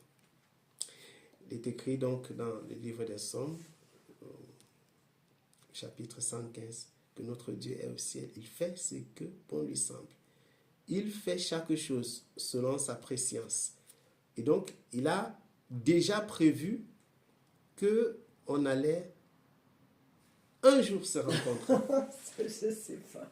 Et on allait parler de ce sujet. Oui, vous dites que vous ne savez pas, mais moi je le sais. Je veux dire, il a peut-être utilisé sa préscience ou pas. Non, voilà. c'est pas ou pas, c'est ça. Nous, ce qu'on sait, c'est qu'il nous a donné mission de prêcher. Oui. Donc, forcément, on rencontre des gens. Oui, alors, il faut comprendre qu'il n'y a pas de hasard. Même les personnes que vous rencontrez, il n'y a pas de hasard. Et particulièrement, ici, il y a une œuvre que le Seigneur accomplit dans la révélation de sa personne. Je pourrais aller un peu plus loin en ce qui concerne véritablement la révélation de la personne du Seigneur Jésus-Christ. Parce que Christ ne saurait être séparé du Dieu véritable et la vie éternelle. Jean dit, c'est lui le Dieu véritable et la vie éternelle. Et Ésaïe, il a vu ce Dieu-là.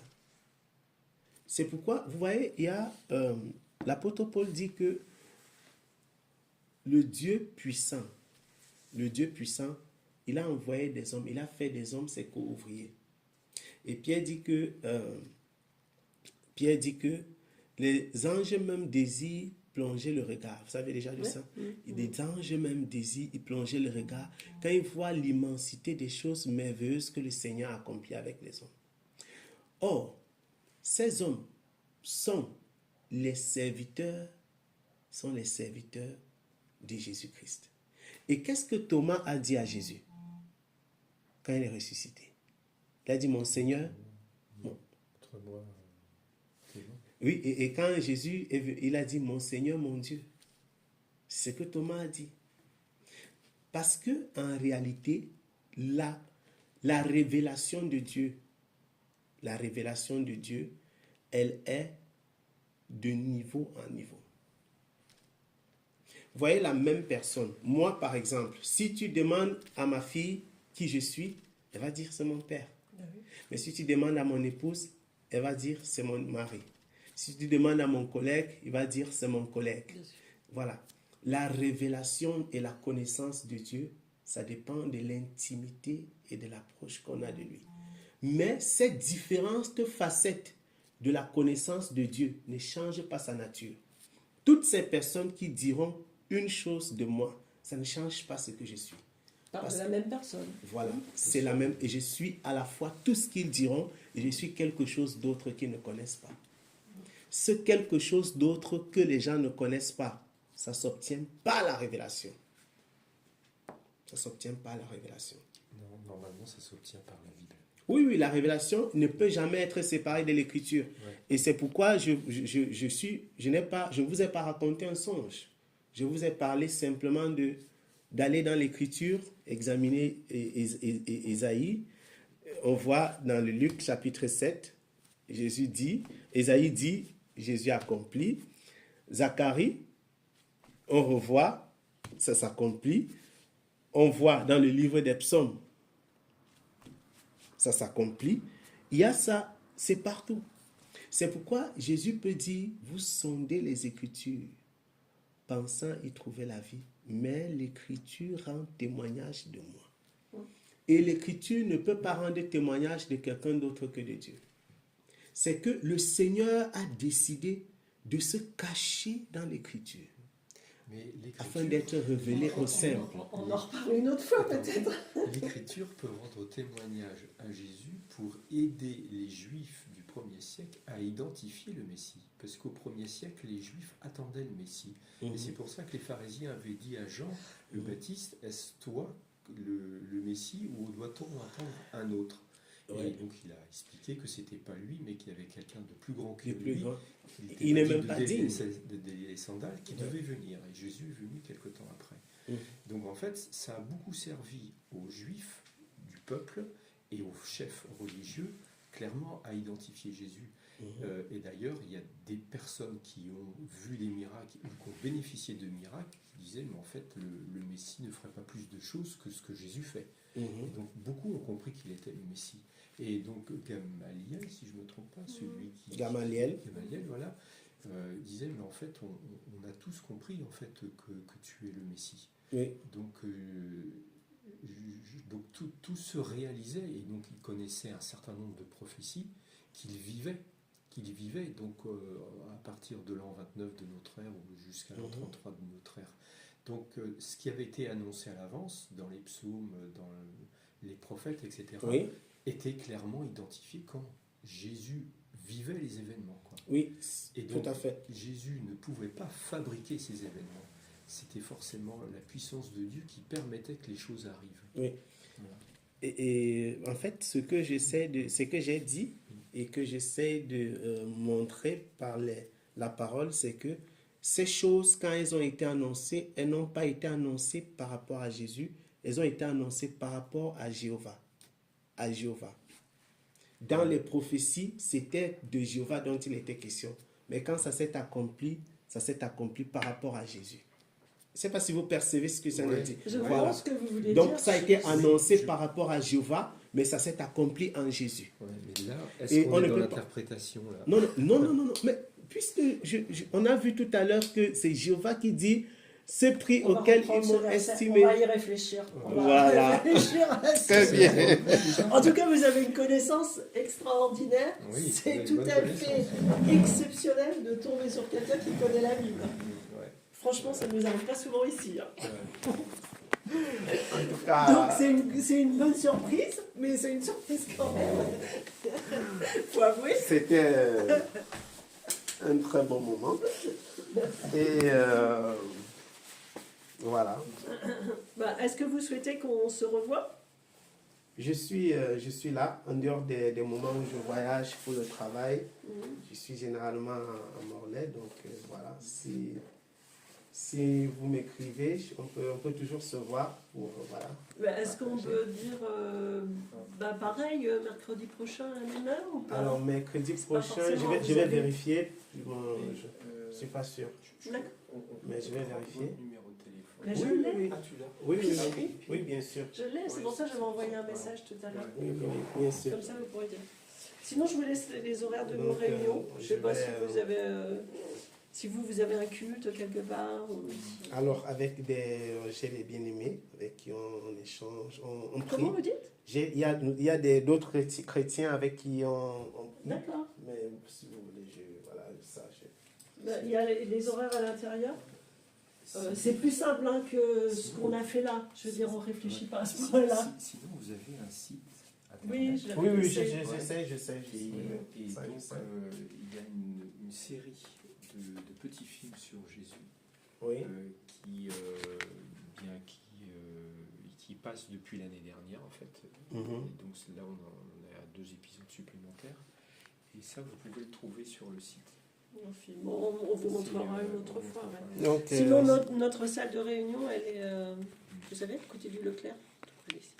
Je connais Leclerc, mais... Il y a le rond-point du Leclerc et la station... oui, c'est ça. Vous passez devant la station-service, il y a un crédit agricole et notre salle de réunion est derrière. Et samedi soir, à 19h45, il y a un discours d'une demi-heure sur la fin de la guerre. La fin des guerres. En tout cas, c'était... Bon, désolé qu'on n'ait pas pu échanger avec votre épouse. C'est pas un problème. Quand même. Mais bon... On aime bien faire en famille aussi, quoi. Ok, en tout cas, C'était un magnifique moment. C'était enrichissant. Oui. Voilà, je suis content. On n'est vraiment pas habitué à raisonner sur la vie de l'autre, vraiment pas du tout. On est préparé à ça, enfin théoriquement on est préparé à utiliser les Écritures, mais ça nous arrive tellement peu souvent que c'est plutôt exceptionnel. Ok. Là, c'était de qualité. Merci beaucoup. Merci Bonne à soirée. vous. Merci. Bonne soirée. Bon Et courage, voilà. monsieur, pour Merci. de la semaine. Ok, merci. Allez, au revoir. Que Dieu vous bénisse.